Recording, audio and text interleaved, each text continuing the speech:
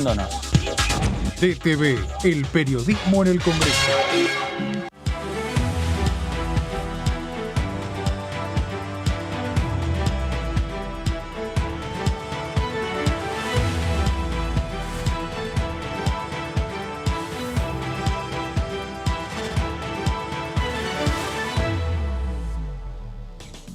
¿Cómo le va? Esto es el análisis por aquí por DTV, el análisis por Diputados Televisión, en una jornada en la cual empiezan a ver también los ecos de lo que ha sido las reuniones de ayer en dos temas. En el tema energético, con la presencia de la secretaria Flavia Rollón y el proyecto de ley de gas natural licuado. Y por el otro lado, un nuevo capítulo que continúa en esta Cámara de Diputados, que es el juicio político a la Corte Suprema de Justicia. Dos temas centrales y ayer dejó en claro la presidenta de la Comisión de Juicio Político, Carolina Guellier, la próxima reunión, el próximo 1 de agosto, con las citaciones ya respectivas y que tienen que ver con esta investigación o este trabajo que está haciendo la Comisión de Juicio Político en el marco de la situación planteada en relación a la coparticipación entre la Nación y la Ciudad de Buenos Aires. A partir de esa coparticipación, el fallo que ha dictado la Corte Suprema de Justicia y el trabajo que está haciendo ahora la comisión respectiva aquí en la Cámara de Diputados de la Nación. De todo esto vamos a estar hablando en las próximas 2 horas. Esto es el análisis por aquí, por DTV. Voy a saludar a mis compañeros que me acompañan en la jornada de hoy. Señor David Cayón, ¿cómo le va? Buenas tardes. ¿Qué tal, Fernando? ¿Cómo andás? Muy bien, muy bien. Bueno, me alegro. Bien, como vos decías, digo, el Congreso de la Nación, en lo que tiene que ver con la Cámara de Diputados, concentra su atención en juicio político, con la intención de poder avanzar en alguna otra sesión.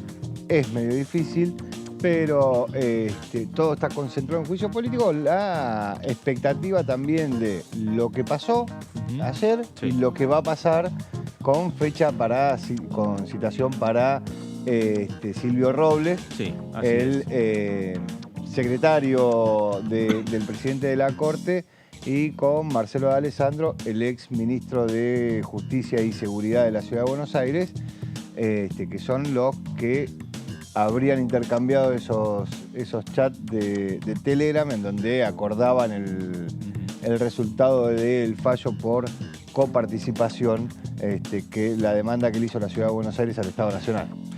Señor Martín Bravo, ¿cómo le va? Buenas tardes. Muy bien, Fernando. Muy bien. Me alegro. Sí, hay que ver si ellos dos vienen directamente. Hasta ahora lo que está pasando con los citados vinculados con Juntos por el Cambio o funcionarios de la ciudad es que hay una reticencia, como es lógico, y como pasó ayer con Gabriel Astarloa, por ejemplo, el procurador de la ciudad. Sí. A veces con Germán Garabano vienen, pero a veces postergan la citación. Hay que ver si vienen juntos también, ¿no? Ese es un buen punto, Robles y D'Alessandro. Pero bueno, veremos. Bueno, veremos, esto se va a dilucidar el próximo 1 de agosto, que es la nueva reunión ya convocada por la Comisión de Juicio Político en esta Cámara de Diputados de la Nación. Nos vamos ahora a la provincia de Tierra del Fuego.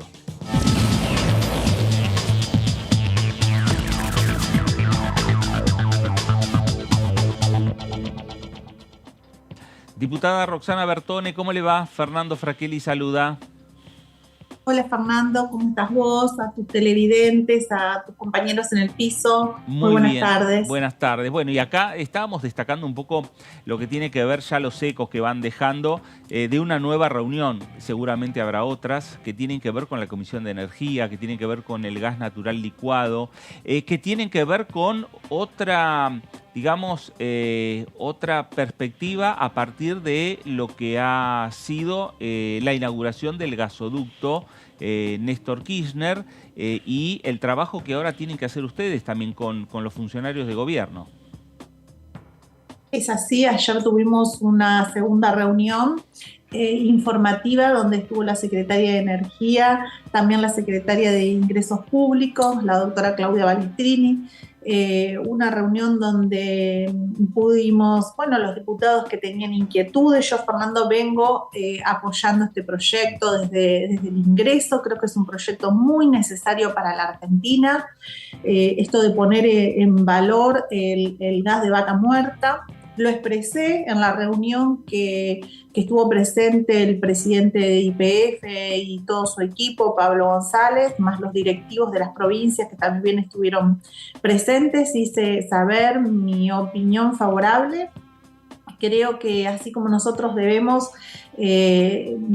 industrializar nuestro gas y poder ser competitivos quizás a nivel internacional. Sabemos que no es una situación fácil ni de un día para otro, que competimos en esto con Estados Unidos, pero Argentina tiene estos recursos que son tan importantes, sobre todo para sostener lo que es primero nuestra demanda interna de gas natural, y luego para que el GNL pueda ser vendido, porque es un recurso que realmente es requerido por China, por Europa, bueno, por el propio Brasil, ¿no? Y Argentina tiene esta capacidad que se va a ver potenciada, por supuesto, con el gasoducto Néstor Kirchner. Claro, y además con la situación planteada a nivel mundial por lo que ha sido y por lo que es también el conflicto entre Rusia y Ucrania,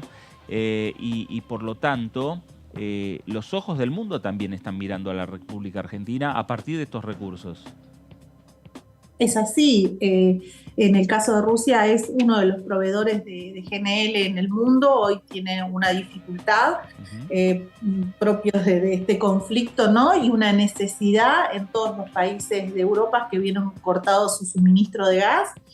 Argentina tiene recursos de la cuenca neuquina, pero también tiene recursos de la cuenca de Tierra del Fuego. Nosotros estamos con un proyecto muy importante del área Fénix, que es un proyecto que lo lleva adelante la empresa Total, una inversión de $700 millones que se está llevando adelante en este momento. Ya pasamos el impacto ambiental, ya tuvimos todas las autorizaciones de todas las áreas y estamos trabajando coordinadamente con el Banco Central también de la República Argentina, porque estos proyectos tienen una necesidad muy importante de pago en dólares y de esa disponibilidad que hay que tener del ingreso al MULC, que en este caso, en este proyecto que nosotros estamos discutiendo de GNL, quizás se da también esta particularidad, que los que somos de provincias petroleras las conocemos. Yo pensaba, ¿no?, que hay muchos diputados que ahora vamos a comenzar ya a debatir entre nosotros si quienes apoyan las modificaciones posibles, los aportes de cada uno. Y creo que si bien en el caso concreto de Tierra del Fuego el avance de la cuenca neuquina puede ser que nos deja a nosotros un poquito más rezagados si se quiere, pero ¿cómo no apoyar algo que va en favor, como decíamos antes, de la industrialización del gas, pero también de la generación de puestos de trabajo? Ayer la secretaria habló de 80.000 puestos de trabajo. También que Argentina tenga estos grandes proyectos de infraestructura, ¿no? Porque son muy importantes. Argentina creo que venía con un déficit, lo del gasoducto Néstor Kirchner fue también una obra que creo que simbólica también por esto, ¿no? Por ser un gran proyecto de infraestructura. Que tengamos este acuerdo entre YPF y Petronas y se pueda llevar adelante, demuestra también nuestra capacidad de nuestros trabajadores, de nuestras empresas, en una asociación con una empresa también con participación estatal como Petronas, y con la necesidad que tenemos nosotros de ingreso de dólares, que esto es así, y que lo estaríamos haciendo con un recurso genuino nuestro. Y la capacidad del saber hacer que tenemos, ¿no?, a nuestra gente, a nuestros ingenieros, es un orgullo también creo que para cualquier argentino que nosotros podamos llevar estas obras adelante y hacerlas realidad. Obras que no van a ser de un día para otro. Esta es una obra que quizás para el inicio pueda tomarse 3 o 4 años para comenzar efectivamente, y después son proyectos de larga duración, por eso también los incentivos fiscales son muy importantes y que implican una capacidad tanto de tener el recurso del gas como de tener los recursos humanos para llevar adelante estas iniciativas. Diputada, ¿cómo le va? Buenas tardes, soy David Cayón. Hola David, muy buenas tardes, un gusto charlar con usted. En esta vez hay una discusión media extraña para la política argentina entre las máximas autoridades de las fuerzas políticas, que en realidad quién es el padre de la obra, ¿no? Digo, quién es el padre. Después hay otra discusión, si fue el macrismo, si fue el kirchnerismo. Ahora, están todos de acuerdo en que la obra era necesaria. Digo, mirando hacia adelante, cuando se discute esto del GNL en la Cámara de Diputados, en la comisión, digo, ¿qué percepción tiene de sus colegas del bloque de Juntos por el Cambio? ¿Que van a acompañar un proyecto como este o que van a esperar a las PASO? A ver, yo creo que a mí me parece que hay una conciencia de que Argentina tiene que industrializar el gas y eso está en las plataformas políticas de todos los candidatos a presidente, ¿no? Creo que este consenso pareciera que lo hemos, que está, ¿no? Sí. Después me parece que se discute el cómo llevar eso adelante, ¿no? Y hay algunas voces que plantean, no, esto no va a ser posible, cómo competir con Estados Unidos. Bueno, también esas voces más disruptivas, yo las escuché cuando, por ejemplo, fui miembro informante de la estatización de YPF. O sea, siempre hay voces que dicen que nada se va a poder llevar adelante en la Argentina.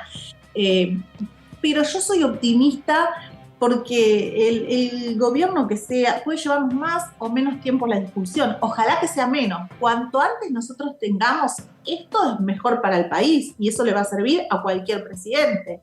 Si lo queremos llevar más allá de las PASO, bueno, yo lo lamentaría porque yo creo que la urgencia se la podemos dar nosotros los diputados si queremos al debate, imprimir esa urgencia, sacar un dictamen, ir al recinto, demostrar que Argentina tiene interés en recibir inversiones extranjeras, que Argentina tiene interés en brindar seguridad jurídica, no esperar a cuál sea la resolución de la PASO, cuál sea la resolución de la elección general.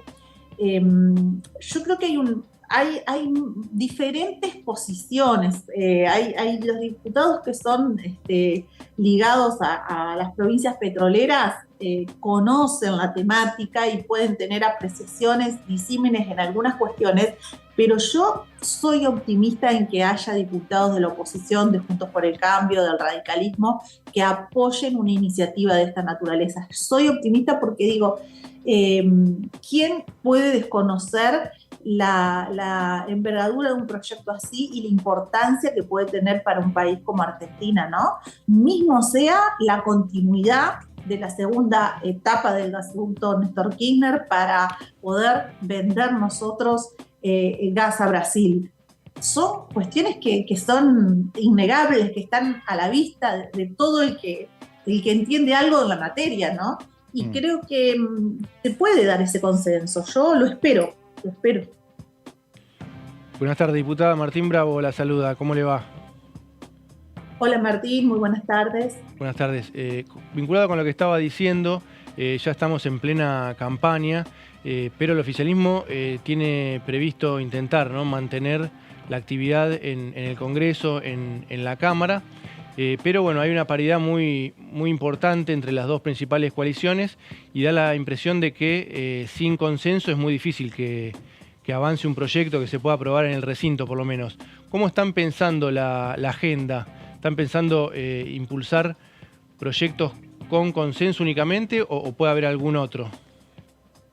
No, en la Cámara de Diputados todo lo que se viene impulsando siempre es con consenso, llevamos los temas al recinto en general con un nivel de consenso muy amplio. Si nosotros vemos la última sesión, los temas que se están tratando, de GNL, por ejemplo, en general cuando los temas llegan a la Comisión de Presupuesto hay digamos, un consenso para que estén tratándose ahí. Hay un proyecto muy importante que es el de hidrógeno, que yo tengo entendido por ejemplo, el presidente de la Comisión de Energía, que también se estaría trabajando en estos días. yo creo que son temas muy importantes y sí, obviamente que todo se necesita el consenso no solo porque yo creo en el consenso, no porque uno esté ajustado con el quórum, que como es la verdad que estamos, pero a mí me parece que el consenso es siempre es importante poder dialogar, siempre es importante poder corregir, poder aportar, lo vemos, yo creo que en las últimas sesiones ha venido un poco en algunos temas, ¿no? Hay otros temas en los que realmente la sociedad argentina se merecería un debate más serio, como por ejemplo la reforma de la ley de alquileres, y eso no lo estamos pudiendo hacer. Pero en general tengo que decir que aspiro a que se logre ese consenso en los temas que queremos tratar. Hay muchas leyes que han venido quedando, leyes ligadas a lo productivo, que sería importante que nosotros tengamos una posición y que podamos avanzar para, sea quien sea el presidente de la nación que resulte electo, ¿no? Tener las herramientas que los diputados demos nuestras manos, diputados y diputadas demos nuestras manos para el debate y para poder propiciar una Argentina donde haya más resoluciones y haya puestos de trabajo, que creo que es lo que todo el mundo está buscando. Rosana, estos temas de desarrollo energético, ponerle valor agregado al desarrollo que va realizando la República Argentina, en las provincias patagónicas o en las provincias petroleras, ¿cómo se vive esto en el medio de una campaña electoral? La gente pregunta, la gente está interesada, porque a lo mejor en otras regiones del país están como más alejados de estos temas.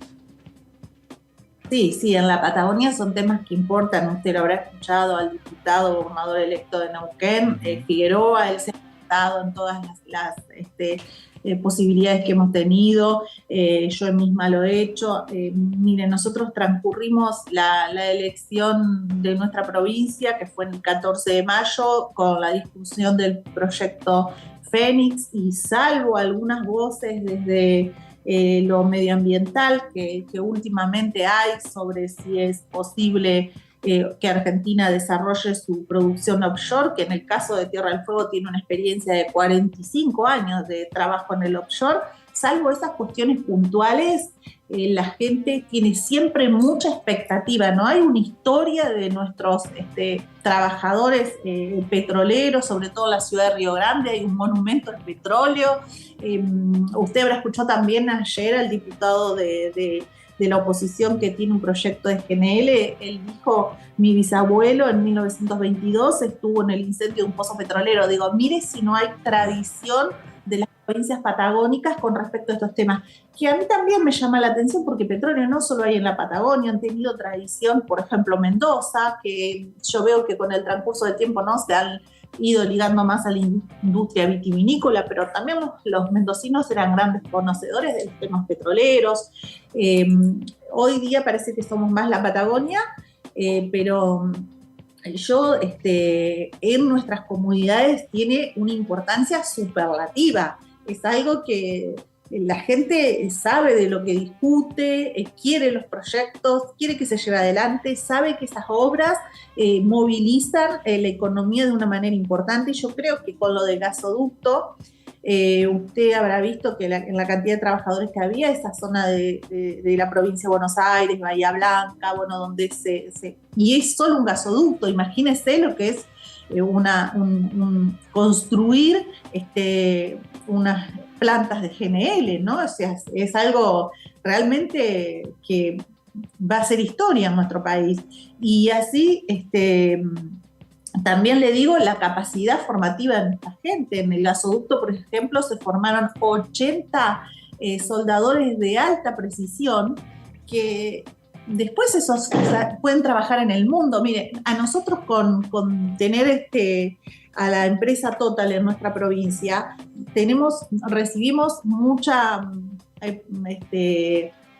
trabajadores argentinos que van a nuestro yacimiento, ¿no?, de otras provincias argentinas, y normalmente esos trabajadores se insertan en el mundo. Y a mí me decía su presidente Javier Rielo, me lo ha dicho incluso últimamente, que los argentinos, en cuanto al saber hacer que tienen, ya sean profesionales ingenieros o ya sea un soldador de alta precisión, es quizás los más buscados en el mundo en la industria petrolera. Imagínense que eso, las áreas que, digamos, los territorios que lo conocen, que están en el día a día de eso, de ese trabajo, de ese saber hacer, de ese compromiso, de amar una actividad, y lo valoran mucho. Entonces yo creo que no sé cuánto, ahora estuvo bueno esto del gasoducto y hasta que se haya dado el debate que decía David, a mí me parece interesante porque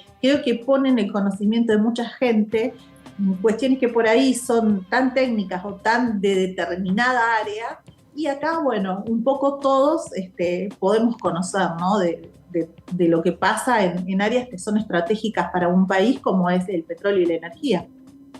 Respecto de eso, digo, más allá de lo que tiene que ver con petróleo y energía, Tierra del Fuego, digo, la isla está como muy representada con lo que son las fábricas, más que con eso. Digo, y había un proceso en el cual se extendió el régimen y donde las empresas también se comprometían a ampliar no ampliar su producción, sino ampliarse a otros sectores productivos. Digo, respecto de eso, ¿cómo lo está viendo en la provincia? Bueno, se finalizó el proceso de que todas las industrias tuvieran que revalidar los procesos productivos en la Secretaría de Industria de la Nación. A partir de ahí, ya cada una tiene que hacer esos depósitos en ese fondo fiduciario de un porcentaje del IVA a las ventas. A partir de ahí, las industrias tienen que presentar nuevos proyectos ligados a cuestiones o que ya realizan, que pueden ser hasta un 40%, y un 60% puede ser o debe ser para otra actividad productiva que esa industria no esté. Bueno, ahí hay diferentes iniciativas, ¿no? Desde Mirgor, que está con la posibilidad de realizar un puerto en Río Grande, sí. Radio Victoria, entrar, por ejemplo, en todo lo agrícola ganadero, con la experiencia que ya tienen en provincia de Buenos Aires. En el caso de Ñuzán, en Ushuaia, con la compra de un barco de carga, que sería realmente muy útil para nosotros, que hoy en Tierra del Fuego hay solo un barco de carga que lleva materiales, no solo para la propia industria electrónica, sino para las plásticas, las textiles, y para cualquier cuestión que usted quisiera trasladar por barco hay una sola embarcación. O sea que sería algo muy bueno que Ñuzán pudiese, con esta inversión restante que tiene, llevar adelante la compra de otro barco de carga. Cada empresa tiene, bueno, hay algunas relacionadas a inversiones en turba, otras en madera. Cada una ha ido presentando. Los municipios también pueden presentar iniciativas, así que sé que el municipio de Río Grande, el intendente Martín Pérez ha hecho varias presentaciones entre la comisión, que es una comisión de 3 miembros que depende de la Secretaría de Industria de la Nación. Yo soy optimista que si eso se sostiene en el tiempo, de 10, 20 años, ¿no? Podemos ver salir de esta situación, como decías vos, David, tan crítica que a veces tenemos con respecto a nuestro régimen industrial. Ahora, hay sectores, eso lo iba a decir, hay sectores, digo, diputados de la Cámara de Diputados que en muchas ocasiones hablaron de decir, bueno, si le damos lo mismo que a cada uno de los habitantes de Tierra del Fuego que se dispone para el régimen, sería más beneficioso para los habitantes. Sí, hay proyectos incluso presentados, ¿no? Sí. Por diputados de la coalición cívica que plantean una desinversión, digamos, paulatina, y entregar subsidios a la población. Yo creo que eso sería terrible que sucediese por varias razones, porque nosotros vamos a quedar con una población como la que quizás tiene, no sé, Porvenir en nuestra isla Chile-Argentina, ¿no? Nosotros compartimos nuestro territorio con nuestros vecinos chilenos, y la población de Porvenir serán unos 25.000 habitantes, y esa va a ser la población que va a quedar viviendo, porque no hay otra posibilidad si vos no tenés un proyecto de industrialización de que la gente quede radicada. Va a ser muy difícil. Sí, en Ushuaia, donde hay turismo, pero en la zona norte de la ciudad de Río Grande, si bien tenemos actividad petrolera, tenemos actividad ligada a lo agrícola ganadero, no podés sostener este nivel de población. ¿Y por qué a nosotros nos interesa sostener este nivel de población? Primero, sostener un país tan extenso como Argentina es caro. Eso no, es caro en todo sentido. Nosotros no somos un país pequeño, ¿no? Somos un país muy extenso, y mantener esta extensión cuesta. Entonces, si nosotros queremos sostener la Argentina tal cual la conocemos hoy, y bueno, alguien tiene que poner los recursos, ¿no? Pensándolo desde el punto de vista geopolítico, que es algo que a mí particularmente me importa, ¿no? Sostener nuestra posición en el Atlántico Sur, en Malvinas, en Antártida, y es un costo que también se debe afrontar. Y eso se hace con inversión, con población, se hace con... Usted verá lo que sucede, por ejemplo, la discusión geopolítica que hay en nuestra región, en mi propia provincia, que si un puerto chino sí o no, que si una base inglesa, estadounidense. Bueno, mire, si las potencias tienen este interés en nuestra región, en nuestro país, en el sur de nuestro continente, ¿por qué no la tendríamos nosotros los argentinos, que somos tan necios, tan negados a ver el valor que tiene nuestra posición bicontinental, nuestra posición privilegiada, ¿no? Desde la navegación, desde los recursos marítimos, pesqueros, hidrocarburíferos, la posición privilegiada que tenemos con respecto a la Antártida? Bueno, yo creo que eso, si lo queremos defender, y tiene un valor. Sí, claro que tiene un valor. Diputada, le consulto por las denuncias contra Milei por la venta de candidaturas, que generaron mucha discusión en los últimos días y que incluyen las denuncias, las candidaturas en esta Cámara de Diputados. La justicia electoral abrió una investigación preliminar. En el caso de que avance esa causa, ¿están analizando acá en la Cámara iniciar o tratar algún proceso de sanción contra el diputado Milei? A mí lo primero que me gustaría es que Milei venga a trabajar, porque, mire, yo soy una diputada que este es mi 4º mandato, yo participo en las comisiones, voy al debate, me esfuerzo por estudiar los temas, de los que tengo más afinidad, los que no tengo tanta. Me gusta cruzarme con mis pares, sea del bloque que sea, en un debate, encontrarme, tener un espacio. Creo que eso es la política, ¿no? El diputado Milei yo no lo vi jamás en ninguna comisión, no participa, no está. O sea, ¿será que porque dona su sueldo entonces no va? No lo sé. Realmente eso ya me parece llamativo, ¿no? Porque creo que el estar en el lugar para el que te pagan el sueldo, aunque él no lo esté cobrando, el estar y el ocuparte de tus temas para los que te eligieron, eso ya sería muy importante. Primero que empiece sus conocimientos, que él dice saber tanto, que sabe tanto de economía, tanto de esto, de lo otro, que una persona tan formada, que yo no dudo que sea formado, que seguramente que sí.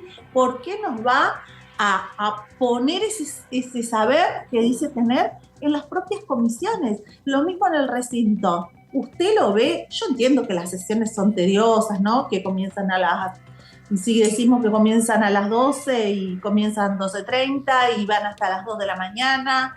Yo veces que he pasado días, ¿no? No solo en este periodo, en otros periodos, de un día para otro, y uno está ahí, no se va, a lo sumo cruza su despacho, recibe a alguien y vuelve al recinto a sentarse, no está. O sea, lo de Milei está mal desde el punto cero. O sea, imagínese lo demás, no lo conozco, no tengo posibilidad de evaluarlo, si vendió, no vendió, qué hizo, no sé. Pero lo que ya es raro es cómo él ejerce su rol como diputado. Eso es muy raro. Yo, en mi experiencia legislativa, que yo creo que es bastante, No vi nunca una cosa así. He visto diputados, unos más faltadores que otros, más aplicados, con más conocimiento, con más vocación, con más participación. Pero esto de la desaparición directa de las comisiones, donde un diputado no pida una comisión, siquiera integrar una comisión para ir a trabajar, no lo vi nunca. En la historia parlamentaria no lo vi. Rosana, y en el plano político, están programando una visita del ministro de Economía, precandidato a presidente, Sergio Massa, a la provincia de Tierra del Fuego, para hablar no solo de temas energéticos, de hidrocarburos, sino también tema Malvinas y otros temas. Yo espero que sí. Siempre los candidatos presidenciales recorren las provincias. Este jueves, por ejemplo, está la visita del ministro Giuliano para inaugurar una ampliación en la terminal portuaria de Ushuaia. Ya es algo importante para nosotros, y así como el ministro de Transporte, que va a concurrir a inaugurar una obra, que la ampliación de un muelle tan importante como es el muelle de Ushuaia, estoy siempre con la expectativa de que nuestro candidato nos visite, ¿no? Nosotros siempre tenemos esta iniciativa porque también, como decían quienes lo acompañan en el panel, nosotros planteamos siempre cuál es la posición de los precandidatos con respecto al régimen de la ley, a la defensa de nuestra soberanía, a la posición con respecto a Antártida, y es importante que esas posiciones sean explicitadas para el electorado, ¿no? Y creo que nos vendría muy bien que más así participe la provincia de actos institucionales o de campaña. Uno tiene muchísima expectativa con respecto a eso. Diputada, usted lo decía, fue varias veces ya diputada, fue gobernadora. ¿Le preocupa, ha pasado por varios procesos electorales, ¿le preocupan los niveles de voto en blanco que se están viendo, que se vio en su provincia, de cara a las próximas elecciones? ¿Entiende que eso tiene que ver con que la sociedad está enojada con los políticos, que hay poca participación, que no les interesa? Por ahí su mirada en una provincia que por ahí la población no es tan grande, es mucho más fácil darse cuenta de la razón de ese crecimiento del voto en blanco. Sí, David, es súper preocupante, y muchas veces se soslaya esto, se quiere tapar, ¿no? Y es gravísimo lo que está pasando, que creo que pasa en el mundo. En la Argentina está pasando en todos los procesos electorales de la provincia.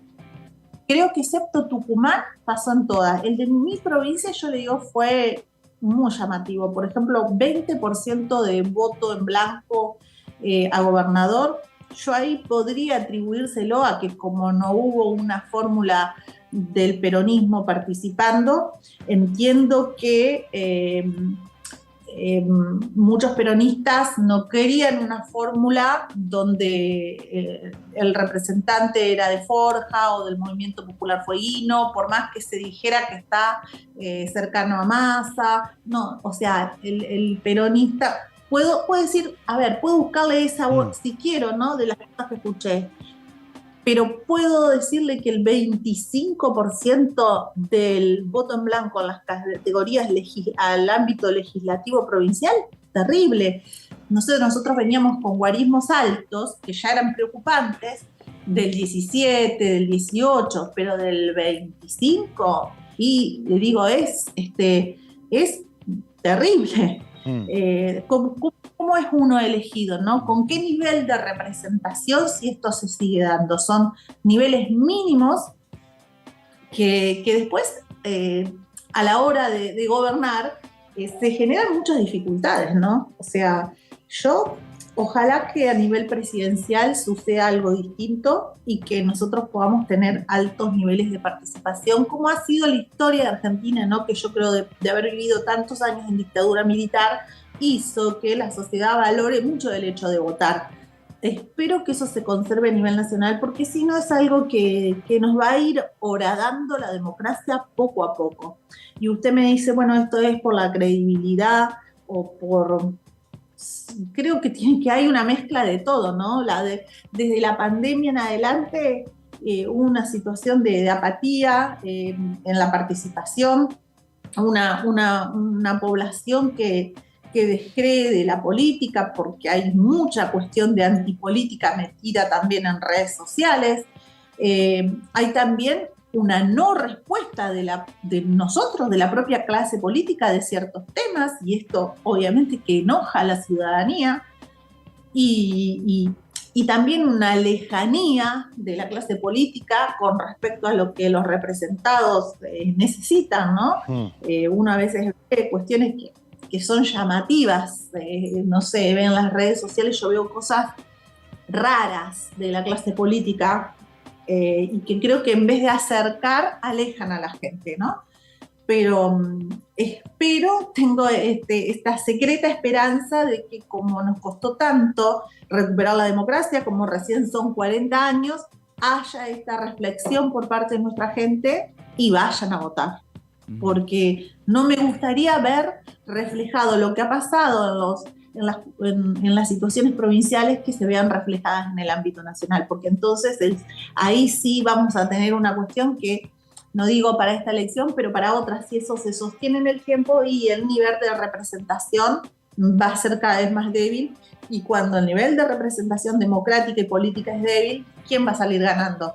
No sé, los grandes grupos económicos, ¿quién va a salir ganando? No lo sé. Ahí creo que pierde la gente, ¿no?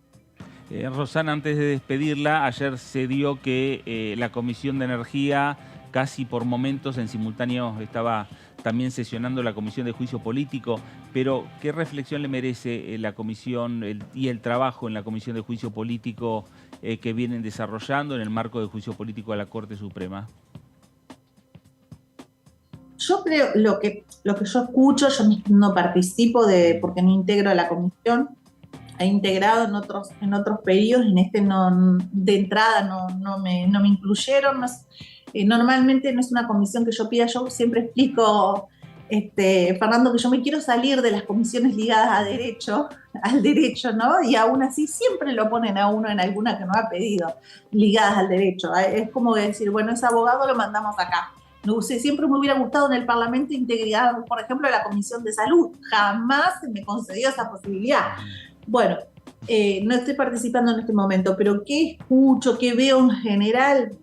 Primero, que ha habido un seguimiento de la ciudadanía, de la comunidad, un conocimiento del tema que para mí no me lo imaginé que iba a ser así. Pensé que iba a ser mucho menor. Creo que han concitado una atención, un llamado, ¿no? a estar atentos, y creo que el trabajo que lleva adelante la presidenta Carolina Galear es muy profesional, es muy técnico, no es una cuestión de, a ver, vamos a linchar a alguien, sino es una cuestión de producir pruebas, de recibir testimonios, de escuchar, de convocar a las audiencias. A mí me parece que es un trabajo interesante, más allá de cuál sea el resultado final, porque también yo he participado en otro momento, por ejemplo, usted recordará de que sí integré la comisión de juicio político a la corte anterior, ¿no? En la que estaba Nazareno, sí.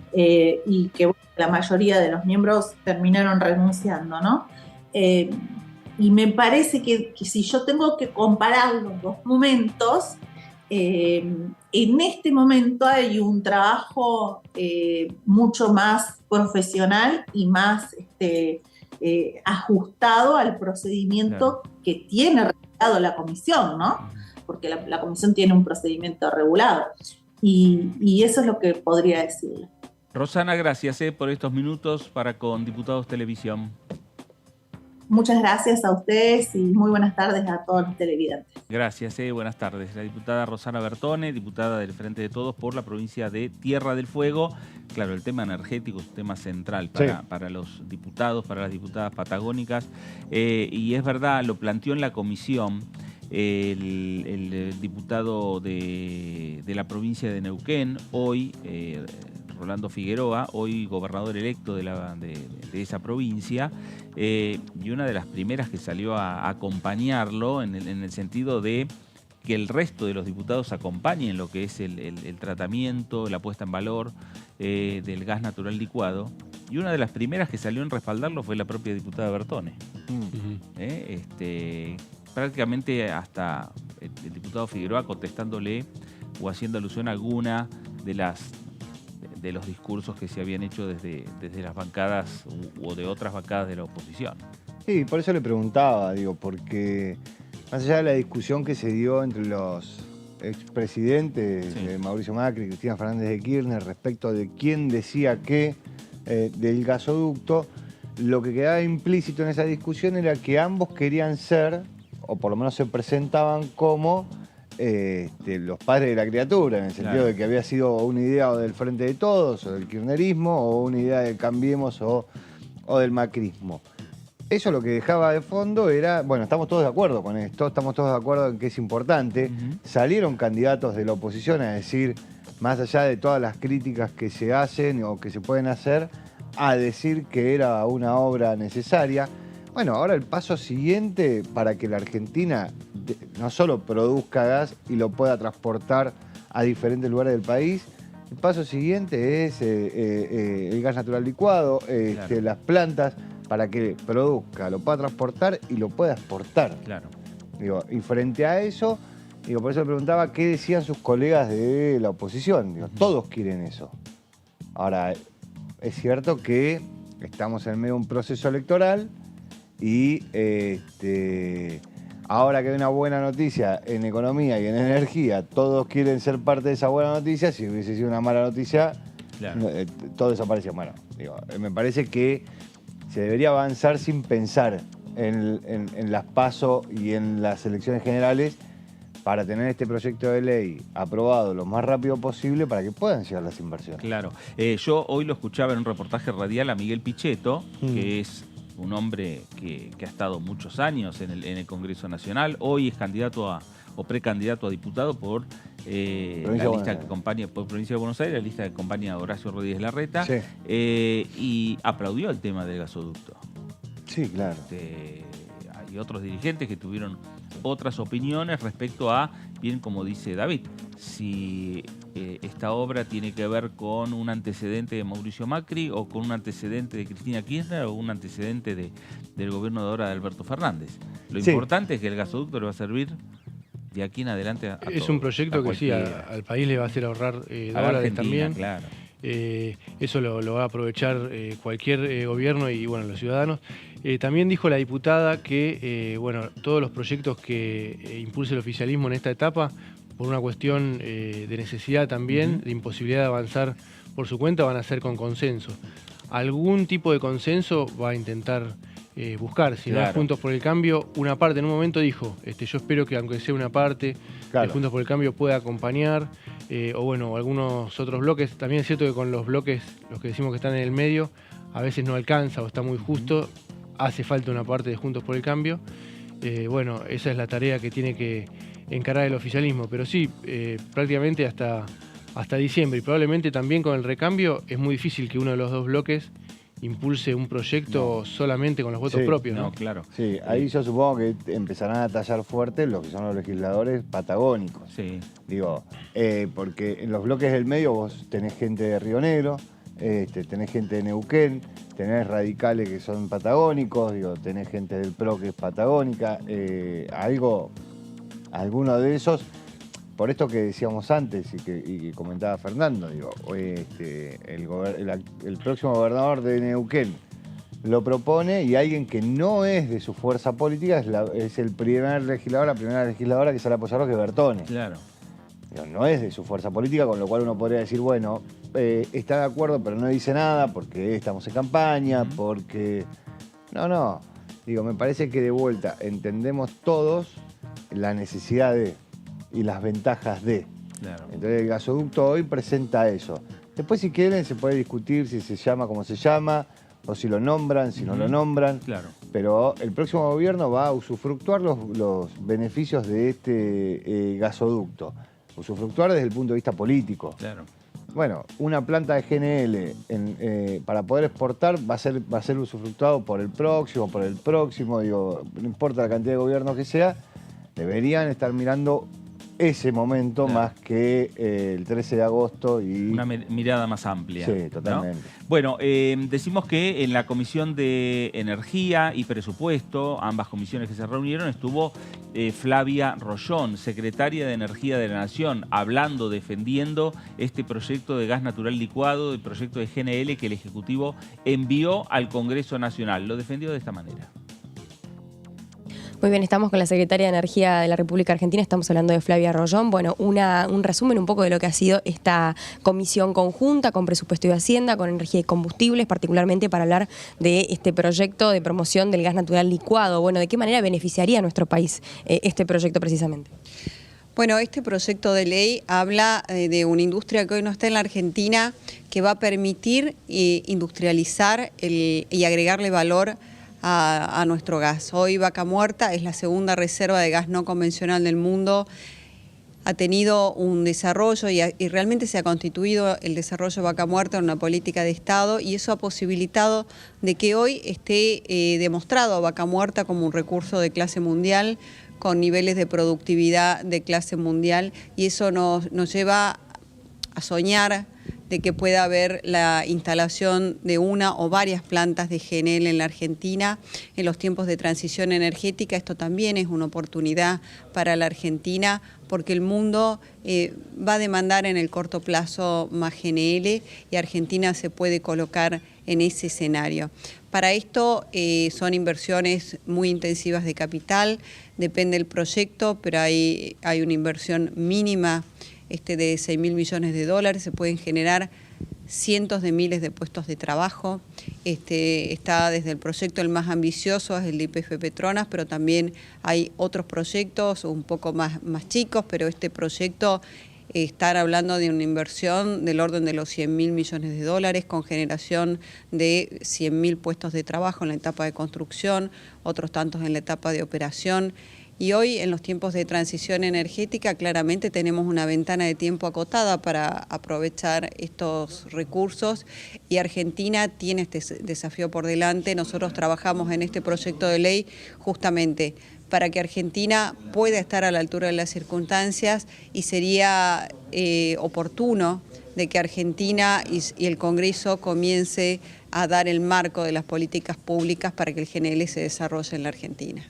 Cuando hablamos de transición energética y posicionando a la Argentina también como país importante y con trascendencia en la región, bueno, fundamentalmente a partir de la combinación de otro tipo de energías como el hidrógeno verde y demás, ¿cómo cree que puede llegar a funcionar junto también con este proyecto de GNL, por ejemplo? Bueno, claramente el GNL es un proyecto en lo inmediato. El escenario ha cambiado, se prevé un aumento del comercio del GNL en el corto plazo, por lo ocurrido con Rusia, por justamente los compromisos de bajar las emisiones, y donde gran parte del mundo todavía genera energía a partir del carbón, y el gas está definido como el combustible de transición porque genera muchos menos emisiones que el carbón. Y a largo plazo tenemos el desafío del hidrógeno, por eso también mandamos en el mismo momento el proyecto de GNL y el proyecto de hidrógeno.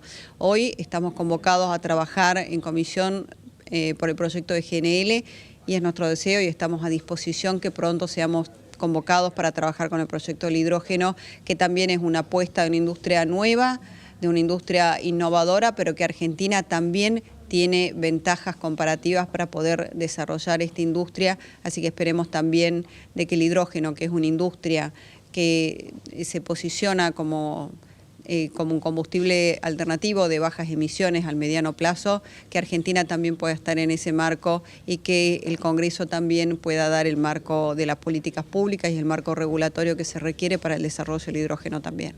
Por último, bueno, se acaba de inaugurar un tramo de lo que es el gasoducto Néstor Kirchner, hablando de la importancia de ser el primer paso para el autoabastecimiento de Argentina, ¿no?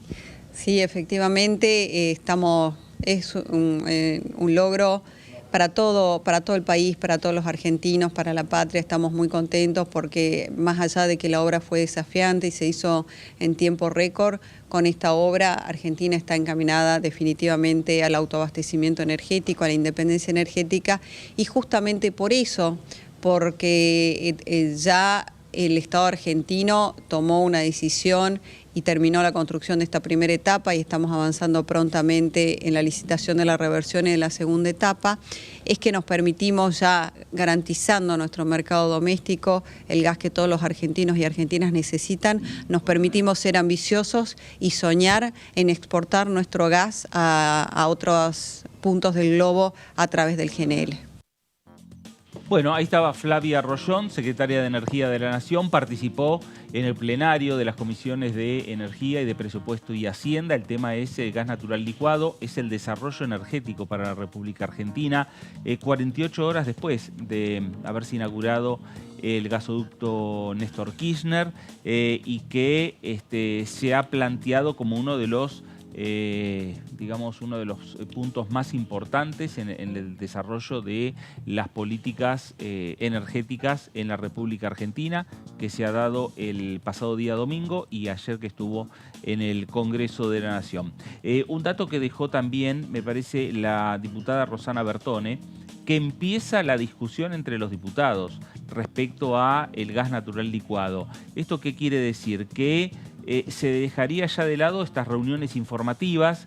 Primera reunión fue con las autoridades de yacimientos petrolíferos fiscales, estuvo Pablo González, el resto del directorio. Segunda reunión con la secretaria de Energía y ahora empezarían ya las discusiones entre los legisladores nacionales y lo que llevaría a pensar que en un corto plazo se podría estar firmando un dictamen o tratando de acordar un dictamen en común, con consenso, con acuerdo, con apoyo político, a partir de la iniciativa que llega desde el Ejecutivo y empezar ya a pensar en que este proyecto sea uno de los proyectos de consenso para que llegue al recinto de la Cámara, algo que también adelantó Bertone y que le preguntó Martín respecto a las discusiones en el recinto de la Cámara son temas con consenso. Y aquí podríamos empezar ya a pensar, Martín, en un tema de consenso que es el proyecto de GNL. Sí, así es, Fernando. Hasta, después de las PASO es muy difícil que haya una sesión, prácticamente imposible. Exactamente. El oficialismo va a intentar, mantener la actividad. Hay que ver si lo consigue, pero después de las PASO, ya la oposición, ese en principio no es un tema de consenso, pidió una sesión especial para tratar la ley de alquileres. El oficialismo ahí tiene tiempo para ver si, prepara una respuesta, si se pliega a esa sesión. Otra vez ha pasado, ¿no? Iniciativas de la oposición en ese sentido, con los créditos UBA, que después el oficialismo negoció como para diluir esa propuesta y tratar de llegar a una reunión en conjunto. Está esa sesión por un lado y, como decías, el oficialismo también va a intentar encarar otra con temas de consenso. Este puede ser uno de los temas y hay otros también dando vuelta y discutiéndose en las comisiones. Veremos qué es lo que ocurre con estos temas. Lo cierto es que en la agenda prioritaria de la Cámara de Diputados está este proyecto de desarrollo energético para la República Argentina, el proyecto de gas natural licuado, y que va a ser un tema ya, como anticipó la diputada Rosana Bertone, empieza a ser un tema de tratamiento y de discusión entre los propios legisladores nacionales. Vamos a hacer una pausa aquí en el análisis para regresar y seguir hablando de la agenda que se viene en la Cámara de Diputados de la Nación. Eje, claro, en el tema energético, eje también en el tema del juicio político, los temas que están en discusión en este Congreso Nacional. Pausa, esto es el análisis por aquí por DTV, ya regresamos.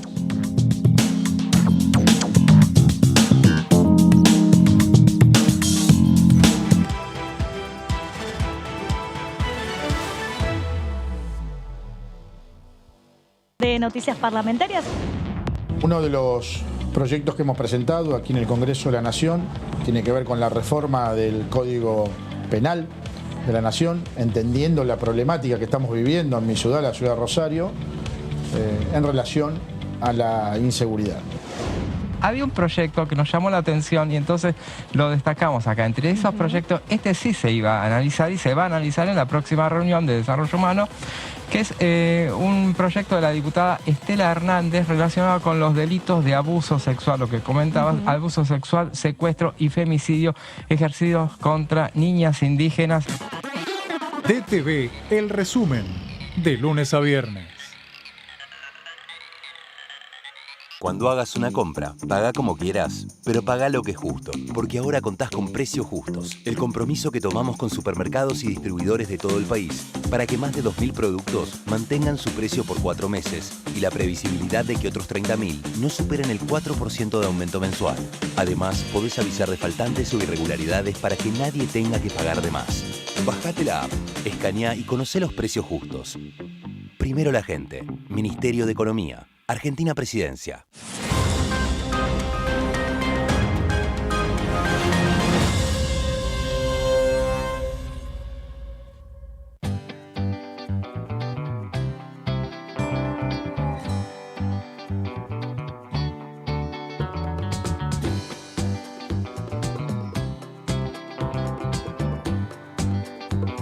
Para hacer visible y formalizar el trabajo en casas particulares, creamos el programa Registradas, generando empleo digno y de calidad. Inscribiendo a una trabajadora de casas particulares, formalizás un puesto de trabajo y asegurás que acceda a todos sus derechos. A través del programa Registradas, durante los primeros 6 meses, el Estado cubre el 50% del sueldo de las nuevas trabajadoras.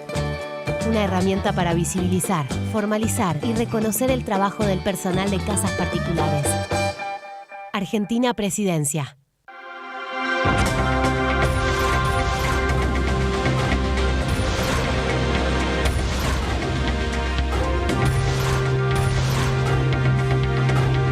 Ellos son tu voz en la tercera edición.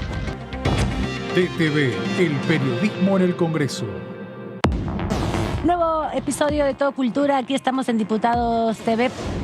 Cuando la democracia empieza a pensarse, no ya como el gobierno tumultuoso de las muchedumbres despreparadas, sino como un sistema de reglas de juego por el cual podemos periódicamente elegir a nuestros gobernantes, que deliberarán y gobernarán en nuestro nombre, como reza la muy liberal Constitución argentina. Y recibir a cambio de eso la garantía de ciertas libertades y de ciertos derechos, entonces la palabra democracia empieza a ser buena palabra y aún más que buena palabra, una palabra casi obligatoria de nuestras discusiones políticas. ¿Cuál era el espíritu de Belgrano? Era esa nueva nación que se está fundando, tiene que tener un principio de unidad, de legitimidad, pero un principio de legitimidad que incorpore no solamente a los sectores criollos, sino también a las comunidades originarias. Todo Cultura. Miércoles 23 horas.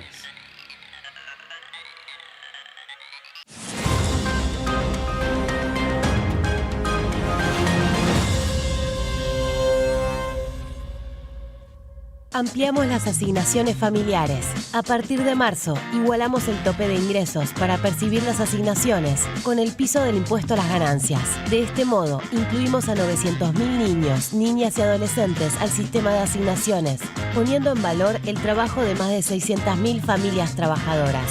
Primero la gente. ANSES, Ministerio de Economía, Argentina Presidencia.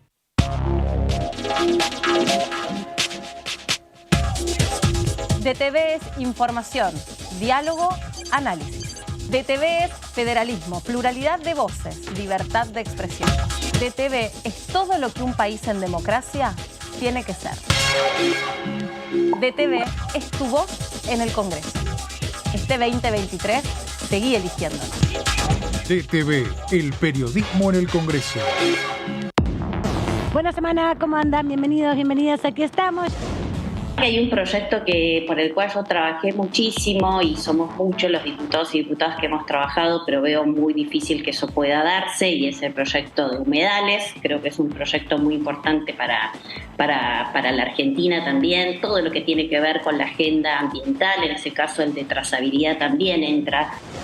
La creación de la Defensoría MIPYME, pero en el marco de el poder legislativo, que creemos, porque existen un montón de regulaciones y las pymes no encuentran, bueno, lo voy a estar presentando. Yo creo que lo estoy consultando con dirigentes pymes también, están muy entusiasmados, una comisión bicameral que a similitud de lo que está legislándose en el resto del mundo, cumplamos acá, porque supuestamente la defensa de la competencia, por ejemplo, está dentro de la Defensoría del Pueblo. ¿Cuánto hace que no está elegido el Defensor del Pueblo?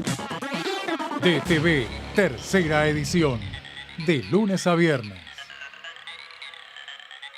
Continúa abierto el registro de acceso para los subsidios a la energía. Ahí podrás realizar la solicitud para acceder a los subsidios de gas y electricidad. Ingresá a www.argentina.gov.ar/subsidios y completa el formulario de inscripción. Acordate de tener las facturas a mano, ya que se te van a solicitar datos de medidor y número de usuario. No hace falta que el servicio esté a tu nombre. Con la segmentación energética, construimos un sistema energético más justo y sustentable y seguimos acompañando a quienes más lo necesitan. Secretaría de Energía, Ministerio de Economía, Argentina Presidencia. ¿Cómo les va? Muy buenos días. Exactamente 10 de la mañana. Arena es para sostener abierta la fractura, porque con el agua se rompe la piedra y si no se pusiera algún agente de sostén, eso se volvería Eso es para sacar gas, ¿no? Gas y petróleo. O sea, lo que queda, gas y petróleo está en la piedra, entonces la perforás con el agua. Y queda la arena y a través de los poros que se generan en la arena va fluyendo el gas y el petróleo. Básicamente se llama agente de sostén. Es importante, me parece, que podamos empezar a poner en discusión, en la agenda, temas como este, porque bueno, la producción de gas en lo que se llama ahora, ¿no?, la transición energética, el gas es una opción para ir trabajando, para tener energía, si bien es un elemento no renovable, pero para tener energía mientras logramos esa famosa transición energética. DTV, primera mañana, de lunes a viernes. Exportamos bienes por más de 88.000 millones de dólares en 2022. Y detrás de ese dato hay un movimiento económico que llega a cada rincón del país. Primero la gente. Ministerio de Economía, Argentina Presidencia.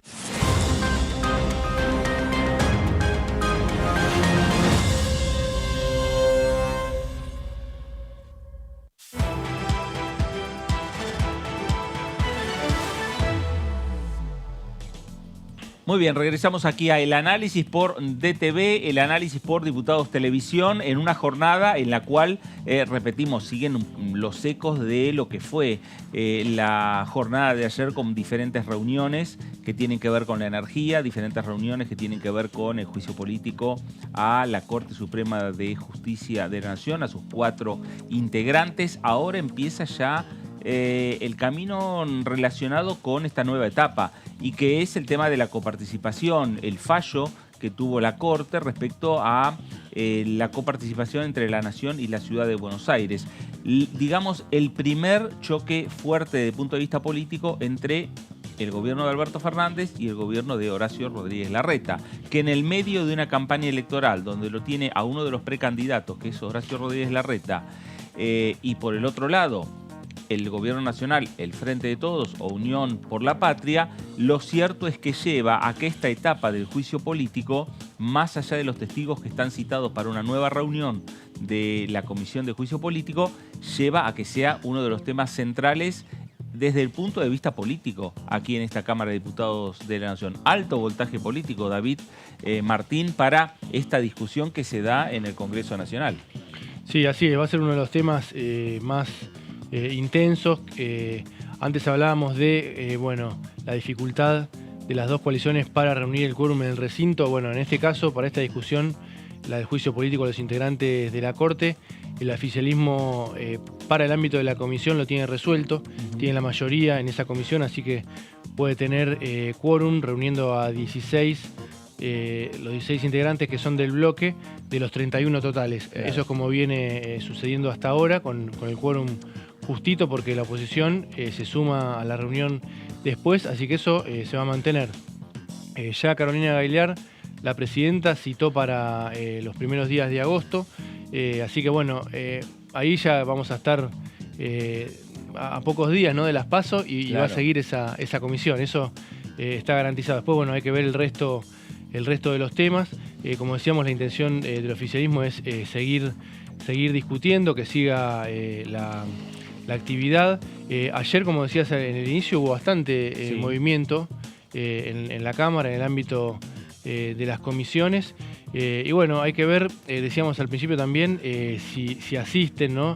Marcelo D'Alessandro, recordemos que él era ministro de Seguridad y bueno, tuvo que dejar su cargo por este episodio, por los chats con Silvio Robles, primero pidió licencia, después ya arrancaba la campaña y Rodríguez Larreta decidió, bueno, que directamente no volviera a ocupar ese cargo. Hay que ver si viene. Él tiene la obligación de venir, pero decíamos, lo que pasa, ambos. Lo que pasa es que en una primera instancia, a veces como pasó con Gabriela Starló ayer, alegan que tienen algún compromiso, un viaje. También pasó con Germán Garabano, con algunos otros funcionarios, que terminaron, la mayoría terminó viniendo. Claro. Salvo el senador José Torello, ¿no? Sí. Algún caso puntual más, la mayoría terminó viendo, pero con demora. Por eso hay que ver si están los dos.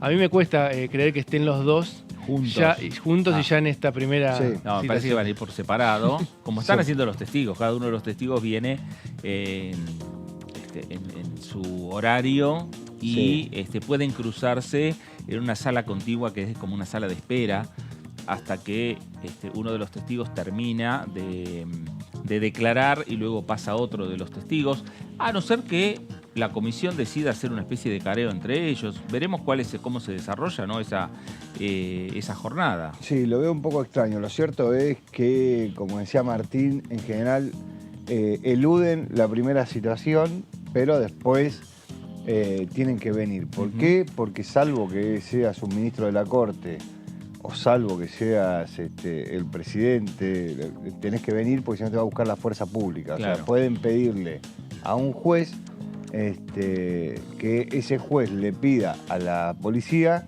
que vayan a buscar a, no sé, vamos a suponer Marcelo de Alessandro y lo traigan. Claro.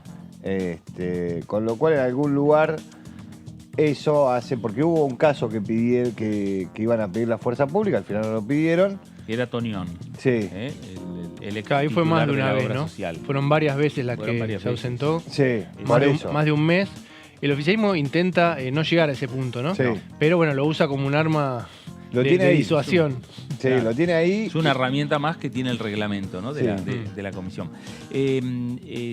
Nuestro compañero Fabián Wallman habló con Marcelo de Alessandro se lo cruzó en una nota vinculada con una actividad de la ciudad de Buenos Aires y le preguntó respecto a este tema si a D'Alessandro se iba a concurrir cuando sea citado por la comisión y él le aclaró que sí, que en cuanto la comisión lo cite, él iba a estar Él es un ciudadano. aquí en el Congreso Nacional. Hoy por hoy es un ciudadano a pie. Sí. No ostenta ningún cargo de la administración pública, ¿no? No.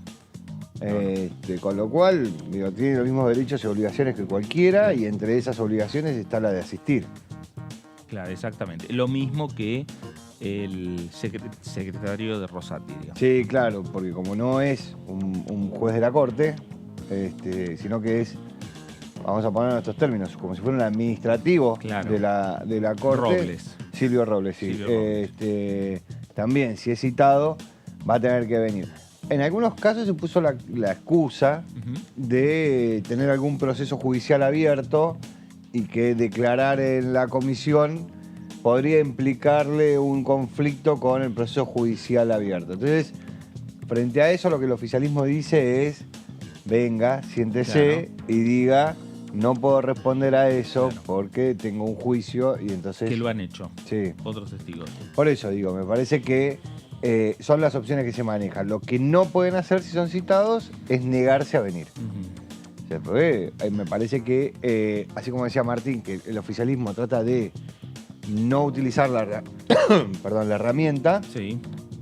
Bueno, es bastante probable que en ese caso en particular, si lo dilatan mucho, utilicen la herramienta para sentar en la comisión de juicio político a Silvio Robles y a Marcelo de Alessandro para, de alguna manera, hacer una especie de interrogatorio, que es esto que sucede en la comisión, en la cual los diputados le preguntan a los invitados respecto de la discusión sobre el fallo de coparticipación que hizo la Corte Suprema. Acá estaba viendo lo que es la citación para el próximo 1 de agosto a las 13 horas aquí en la Comisión de Juicio Político. No solo está Silvio Robles y Marcelo de Alessandro, sino también está citado Alejandro Daniel Rodríguez, de la Secretaría de Juicios Originarios de la Corte Suprema de Justicia, Otro y que Alejandro estaba previsto Otero. para ayer. Para ayer, exactamente. Y no, también agregó un compromiso.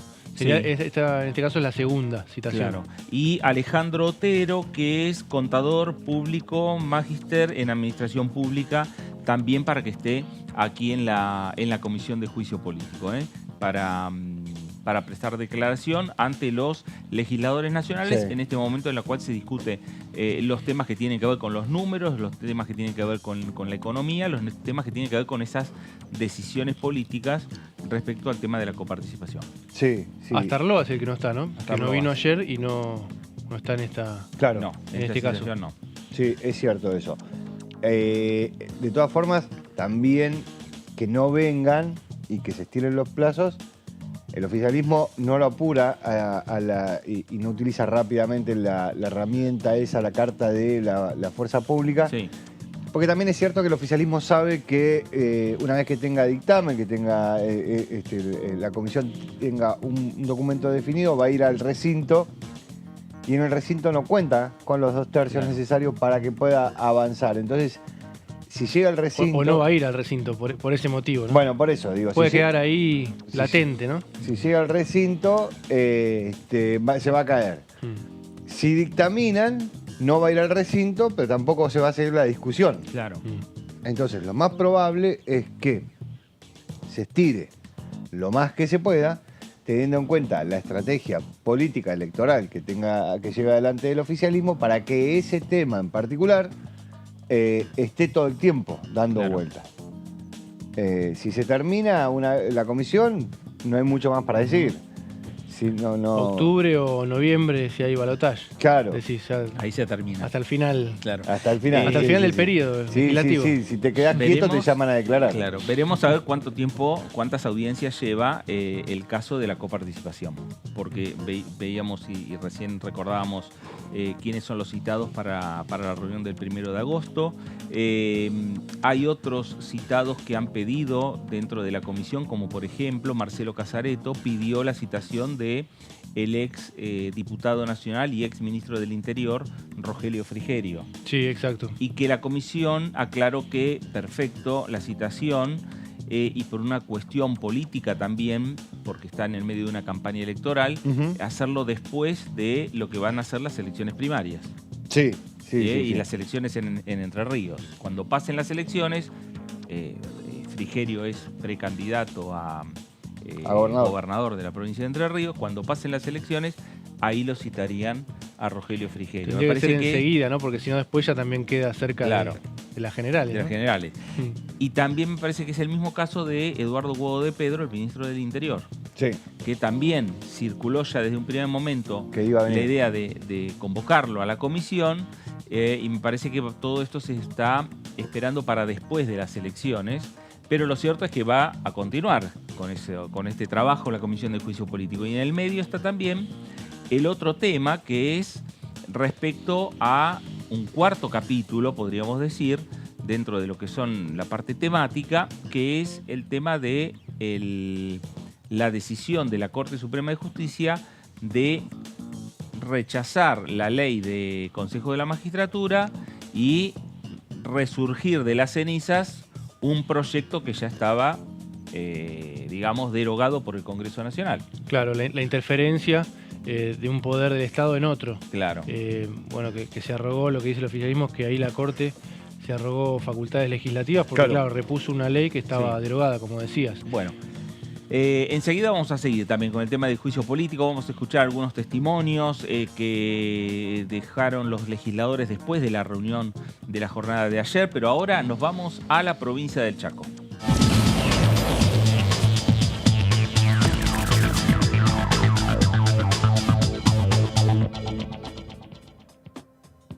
Diputado Gerardo Cipollini, ¿cómo le va? Fernando Fraquelli saluda.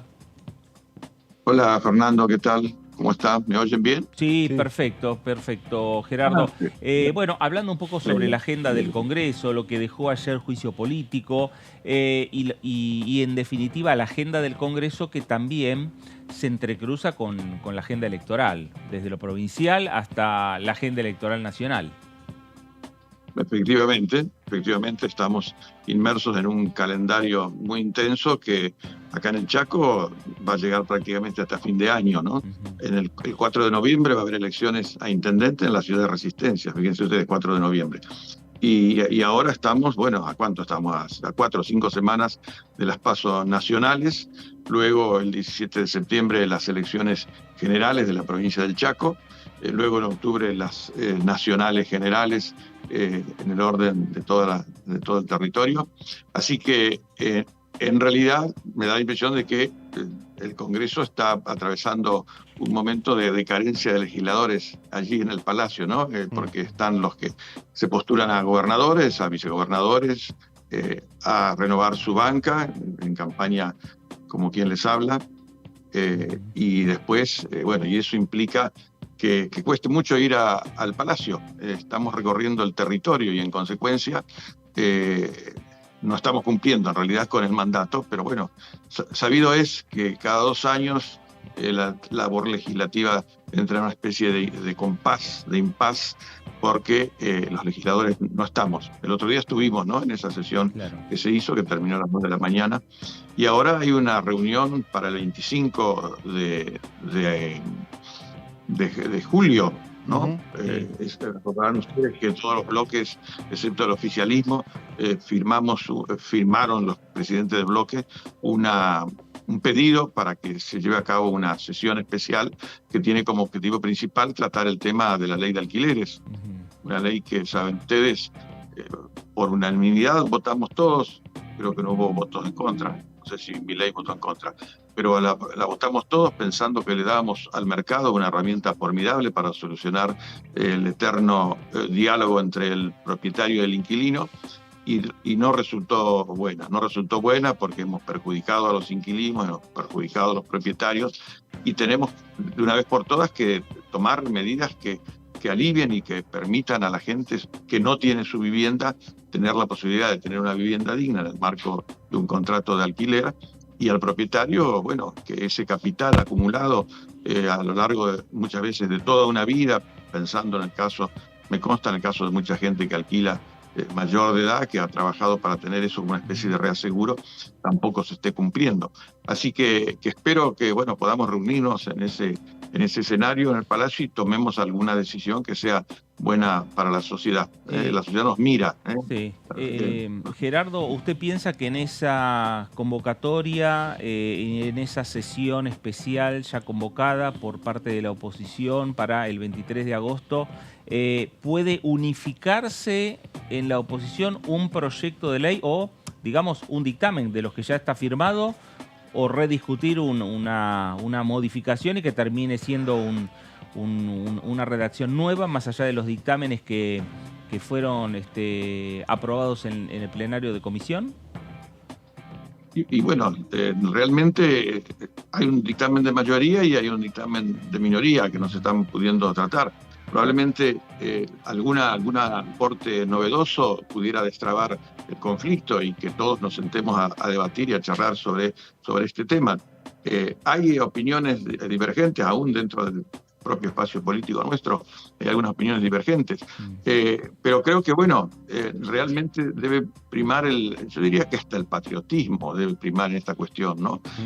Hay que elaborar una ley que sirva al bien común, basada en el sentido común, y que sea la herramienta que, bueno, que permita a toda la gente respirar hondo y decir, bueno, quienes deben ocuparse de nuestros problemas, que son los legisladores, se han ocupado y han llegado a una solución equitativa y beneficiosa para todos. Estaría muy bueno que así ocurriera, estaría muy bueno, porque en realidad uno por ahí anda por la calle y la gente afectada lo para y le reclama, y me parece legítimo que la gente reclame a quienes representamos en el Congreso, al ciudadano, demos respuesta, como tantas otras cuestiones que tenemos dando vuelta por ahí todavía, ¿no? Que espero que puedan ser aprobadas. Pero vuelvo a decir, lo electoral tiñe toda la actividad parlamentaria, y ese teñido implica también dificultades para poder sesionar regularmente. Diputado, respecto de lo que le preguntaba recién, ¿cómo le va? Soy David Cayón, perdón. Hola, ¿qué tal? Respecto a lo que le preguntaba recién Frakelli sobre la posibilidad de unificar la cantidad de ideas que hay dando vuelta respecto de la ley de alquileres. También es cierto, y me imagino, digo, usted obviamente lo sabe, yo no, pero que el mercado de alquileres de Chaco no es lo mismo que el mercado de alquileres de la capital federal, de la ciudad de Buenos Aires, ni de la provincia de Buenos Aires. Teniendo en cuenta que la ley de alquileres fracasó rápidamente, pues lleva 3 años solamente, digo, volver a unificar en una sola ley todo el mercado inmobiliario que es tan diferente en todo el país, ¿podría ser una solución? Sí, yo creo que en realidad no sé en qué sentido decís vos que es distinto. Será distinto por el volumen, demanda, de oferta, volumen, opciones. ¿No? Pero el problema es único y unificador. Hay gente que quiere vivir en un lugar determinado, lo necesita por cuestiones familiares, laborales, de estudio. Y bueno, tiene que sentarse frente a un propietario que quiere respetar el valor de ese bien que ha construido en la mayoría de los casos con mucho esfuerzo y a lo largo de los años. Y bueno, y hay que resolver esas cuestiones, la garantía, el plazo y fundamentalmente la cuestión del precio. Probablemente sí, en la Ciudad de Buenos Aires los precios sean más elevados, ¿no? Por todo lo que implica la Ciudad de Buenos Aires, ¿no? Como una ciudad-estado, ¿no? Con índices totalmente distintos al del resto del país, en todo sentido. Bueno, ustedes lo conocen, ¿no? Prestación de servicios totalmente distintos al resto del país. Y bueno, vuelvo a decir, ojalá podamos concluir ese día, haber logrado un avance sustantivo que puede ser la aprobación de una nueva ley, o por lo menos sentar las bases para un consenso que unifique los proyectos y que finalmente le demos a la gente una respuesta para este tema que es tan acuciante, ¿no? Solo el que tiene el drama de no tener dónde vivir y debe alquilar, lo sabe el que lo padece, ¿no? Porque a veces, y lo que ha pasado ahora, el nivel ha volado por el aire, el nivel de los alquileres, y no ha volado de la misma manera por el aire el ingreso de la gente, ¿no? Hay ahí una diferencia sustantiva entre una cosa y otra. Y en el medio, metiendo la cola, la maldita inflación, ¿no? Un proceso de desvalorización de la moneda que destruye el ingreso de la gente, que perjudica a los que menos posibilidades tienen de readecuar sus ingresos al volumen o rapidez en que corre la inflación. Siempre digo que, creo que a algunos de ustedes ya se lo he dicho en la oportunidad que han tenido la generosidad de entrevistarme, que sería más que maravilloso imaginar a la Argentina, si pudiéramos hacer un chasquido de dedos y vivir en una Argentina sin inflación. Y creo que no habrá ciudadano argentino vivo en este momento que pueda decir que toda su vida transcurrió en el marco de la estabilidad monetaria. No la hay. Miremos 70 años para atrás y de ahí para acá empecemos a buscar, salvo esos periodos parcelados, cortos, salvo esa estabilidad casi ficticia de Menem durante casi 10 años, ¿no? Del dólar 1 a 1. En el resto del tiempo hemos vivido hablando de la inflación.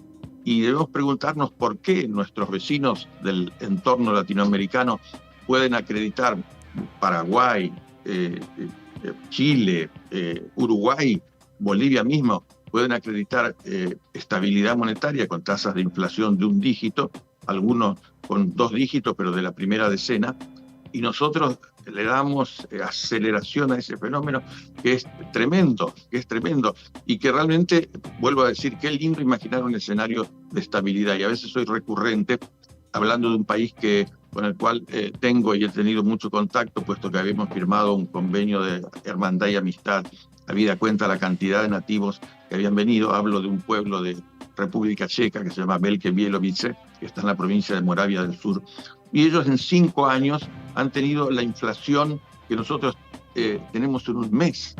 Fíjense ustedes, ahí en ese lugar el que no compró algo hoy dice, bueno, lo compro mañana. Y si no lo compro mañana, lo voy a comprar el mes que viene. Y si no lo compro el mes que viene, lo voy a comprar el año que viene y va a seguir costando lo mismo. Esto acá es una fantasía casi inimaginable, ¿no es cierto? Sería maravilloso, bueno, pero ¿quién tiene que ponerse en el hombro y tomar esa responsabilidad? Y quienes tienen el control de la política monetaria. El ciudadano de a pie no es el generador. El ciudadano a pie es la víctima del proceso inflacionario. Y en algún momento habrá que sentarse seriamente a pensar qué hacemos para abatir la inflación, porque la inflación no es un fenómeno como cerrar el robinete de una canilla de agua y se corta. Detener la inflación requiere un programa monetario, conducta fiscal, control del gasto público, genera beneficios, ¿no? Permite el ahorro en moneda nacional. ¿Quién ahorra en moneda nacional ahora? Hasta los niños.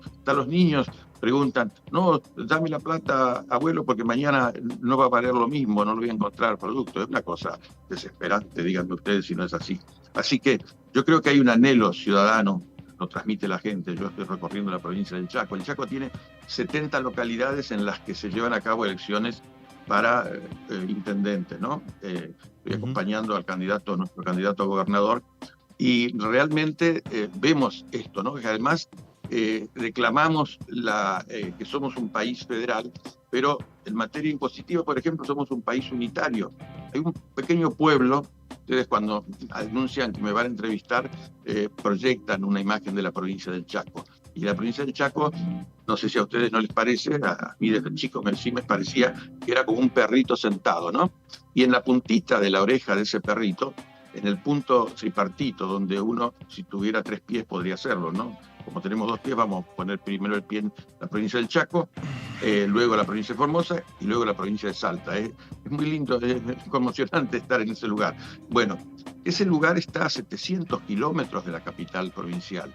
Y para llegar a la capital provincial, esos ciudadanos tienen que recorrer 400 kilómetros de tierra. Y ahora que no llueve, desde hace mucho tiempo, los huadales tienen 20, 30, 40 centímetros de profundidad. Es una cosa terrible. Bueno, un pequeño negocio, imagínense, el lugar al que me estoy refiriendo se llama Fortín General Belgrano. Los comerciantes de ese pequeño pueblo, porque es un pequeño poblado, tiene unas 4 o 6 manzanas más grandes, pagan los mismos impuestos que un negocio ubicado en la avenida Alvear o en la calle Florida. Realmente, díganme ustedes si no sería necesario que nos tomemos en serio también empezar a pensar en una reforma impositiva que contemple esas asimetrías y que de alguna manera favorezca y aliente la radicación de gente en este lejano oeste chaqueño, por dar el ejemplo de una provincia que conozco bien y que siempre digo que somos una provincia disociada, ¿no? Porque tenemos la provincia del Chaco del primer mundo, que es desde el pueblo de Miraflores hacia abajo, desde Castelli, que es una ciudad más importante del norte, y ese departamento Güemes, que en superficie casi representa el 50% de la provincia del Chaco, está prácticamente abandonado de la mano de Dios, por más que se declamen que se hacen obras, pero la gente que vive ahí es esforzadísima. Ahí ya viven miles y miles de hermanos de la tierra aún, ¿no? Aferrados a sus territorios. Y el Estado tiene que darles una mano. Y creo que me fui por las nubes, pero bueno, es un tema que me apasiona, unificar el Chaco, darle herramientas a esa gente, herramientas de todo tipo, que permita inclusive desalentar que se vayan, porque si no tenemos luz, si no tenemos agua, si no tenemos educación, si no tenemos salud, si no tenemos seguridad, ¿cómo vamos a retener a la gente en esos lugares, evitando que vayan a formar parte de esos cinturones que rodean algunas grandes ciudades?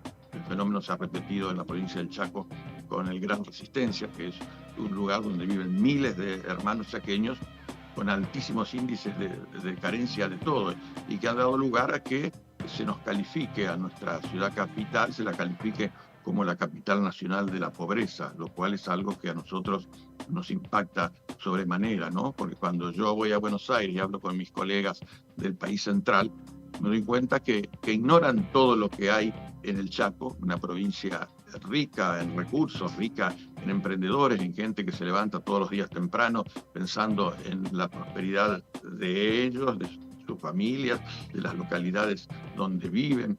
Así que realmente siento que por ahí tenemos que tener una mirada más federal en este país con respecto a las cuestiones de infraestructura, por ejemplo. Fíjense ustedes, la Ruta 16, que es la que atraviesa la provincia del Chaco, ciudad sobre la cual se encuentra Presidencia Roque Sáenz Peña, que también está en el cruce de otra ruta que recorren de norte a sur el centro del país, viniendo del sur del Paraguay, donde nace, hasta introducirse en el corazón de la provincia de Santa Fe, que es la Ruta 95. Ahí estamos ubicados nosotros. Esa Ruta 16 es el corredor bioceánico, une el Atlántico y el Pacífico. Y la Ruta 16 es una parte de ese corredor. Como les dije, nace en la cabecera correntina del puente Chaco Corrientes y concluye en la ciudad de Metán. Y continúa, por supuesto, rumbo al sur de Bolivia o al norte de Chile o sur del Perú. Y esa Ruta 16 tiene solo traza de autovía desde Corrientes hasta Macayé, que es una localidad que está a unos 40 y pico de kilómetros de Resistencia. Y de ahí en adelante entramos a compartir una ruta que tiene 7 metros y centímetros, 7 metros y 20, compartir el tránsito local, provincial y regional. Y uno se cruza con esos grandes camiones. El otro día, hacía mucho que no veía un camión con patente del Perú. Algo habrá pasado porque ya he visto varios en los últimos tiempos, pero hay camiones del Perú, de Bolivia, de Paraguay, de Brasil, ni hablar, algún camión uruguayo. Y cuando en la perspectiva, yo les voy a decir que viajo todos los días por esa ruta, pero no hay semana en la que no viaje 2 veces como mínimo de Resistencia a Cepeño. Cuando vuelvo de Buenos Aires, a donde me bajo del avión en Resistencia, tengo que tomar mi vehículo y hacer casi 200 kilómetros hasta Cepeña. Y en la perspectiva, cuando vemos cruzar esos grandes camiones, hay otros usuarios que antes no participaban, por lo menos en número significativo, los que viajan en motocicleta. No hablemos de los brasileños o de los europeos que vienen hasta San Pablo y ahí alquilan esas grandes motos y recorren todo Sudamérica rumbo a las ruinas de Machu Picchu. Lo sé porque hablo muchas veces con legiones de brasileños, hacen posta acá en nuestra ciudad en un hotel muy lindo que se llama el Hotel Gualó. Y bueno, no hablo de esos que circulan a velocidades extremas. El otro día se me perdió en el horizonte una moto, era un grupo de motos que me pasaron y desaparecieron en el horizonte no sé, hablando con un motoquero y me dijo, y bueno, iban a 130 o a 140 kilómetros por hora, lo cual es una locura, de cualquier manera, ¿no? Bueno, entonces vuelvo a los que viajan entre los pueblitos en pequeñas motos familiares, por decir de alguna manera. Cuando se cruzan esos 2 grandes camiones, el que tripula la motito tiene que necesariamente tirarse a la banquina. Y la banquina no es una vía asfaltada, la banquina es una banquina que tiene todos los avatares de una banquina, ¿no? Y por eso, lamentablemente, no voy a decir que todos los días, pero muy frecuentemente hay accidentes de todo tipo. Que involucran a los motociclistas muchas veces, que tienen destino trágico muchas veces, comparando la solidez del cuerpo humano contra cualquier parte de algún vehículo. Entonces, ahí nos falta, lo he reclamado en el Congreso, lo he pedido en la Comisión de Obras Públicas, que se incorpore al presupuesto nacional la construcción de la autovía desde Macayé hasta Viateray, que es una localidad que está a 35 kilómetros de Saespeña, donde se produce una bifurcación de la Ruta 94 rumbo hacia el oeste chaqueño y la Ruta 16 que sigue rumbo al poniente. Esa es una de las obras que, si el Estado Nacional hace, daría a la población una respuesta que se valoraría en forma extrema, porque realmente es una necesidad imperiosa. Y después hay otro tema. El otro día yo le decía al gobernador Capitanich, anunció con mucho énfasis la licitación para la construcción de los accesos al nuevo puente Chaco Corrientes. Y le digo, pero ¿y cuándo vamos a hablar del puente? Porque está perfecto, empezamos a construir los accesos. Los accesos se van a construir más rápido que el puente, por la propia naturaleza de la obra. Y ese puente, ustedes seguramente no han sido usuarios en su juventud, los veo a todos allí muy jóvenes. Ese puente General Belgrano es una herramienta clave para cruzar del este al oeste, y ahora se ha generado ahí un polo metropolitano entre Corrientes y Resistencia, donde hay gente que vive en una ciudad y trabaja en la otra, o que comercia, o que tiene sus negocios, o el tránsito pasante a este que les hago mención yo a ustedes. Imagínense que, no imaginemos una catástrofe, que el puente quede inhabilitado, pero que por algún motivo necesario, el otro día un tren de barcazas, nuestro río Paraná está muy surcado por barcazas que van y vienen, ¿no? Desde el Mato Grosso hasta la desembocadura del río Paraná, embistió uno de los pilares, no del puente, sino un pontón de los que protegen los pilares. Y todo el mundo se escandalizaba y se alarmaba porque el pontón se había corrido, había tenido un siniestro anterior y había quedado corrido.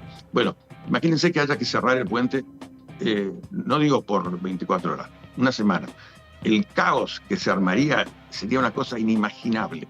Primero, que para poder cruzar el Paraná hacia el sur habría que ir hasta Santa Fe para cruzar por el subfluvial a Paraná y luego regresar, o si no, ir hasta Asunción para cruzar el río Paraguay por el puente de Asunción, que volveríamos a la Argentina en Encarnación, cruzando a Posadas. Ustedes se dan cuenta el desplazamiento, las distancias, y eso sería para la gente que esté viajando, pero la gente que tiene que estudiar, que tiene que traficar, sería un caos. Bueno, ese puente tiene que ser una prioridad del Estado. La verdad ahí, claro, y ahí, Gerardo, me parece que está el trabajo en conjunto, sabiendo las necesidades, lo que usted dice, de la ruta o ese tramo de la ruta que hay que ensanchar, o hacerle otra mano para dar más seguridad, para mejorar la parte vial.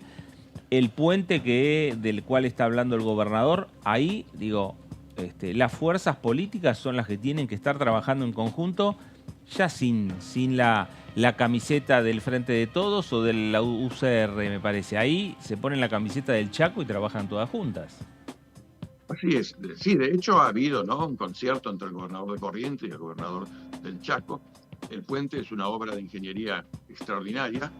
No está definido y debería hacerse, si bien hay una contraposición entre las trochas, ¿no?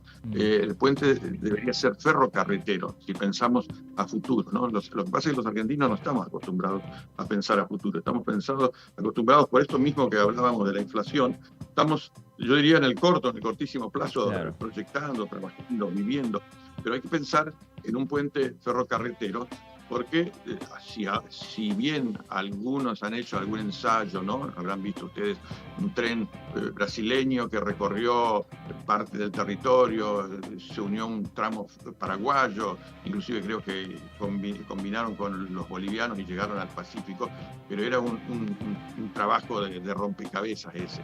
Pero una línea ferroviaria, aprovechando lo que ya hay, debería ser contemplada, si bien tenemos el problema del cambio de trochas, ¿no? En Corrientes, en la Mesopotamia, la trocha es ancha y en el Chaco la trocha es angosta. Entonces tampoco pueden combinarse los trenes, habría que hacer un lugar de intercambio de trochas, de bogies.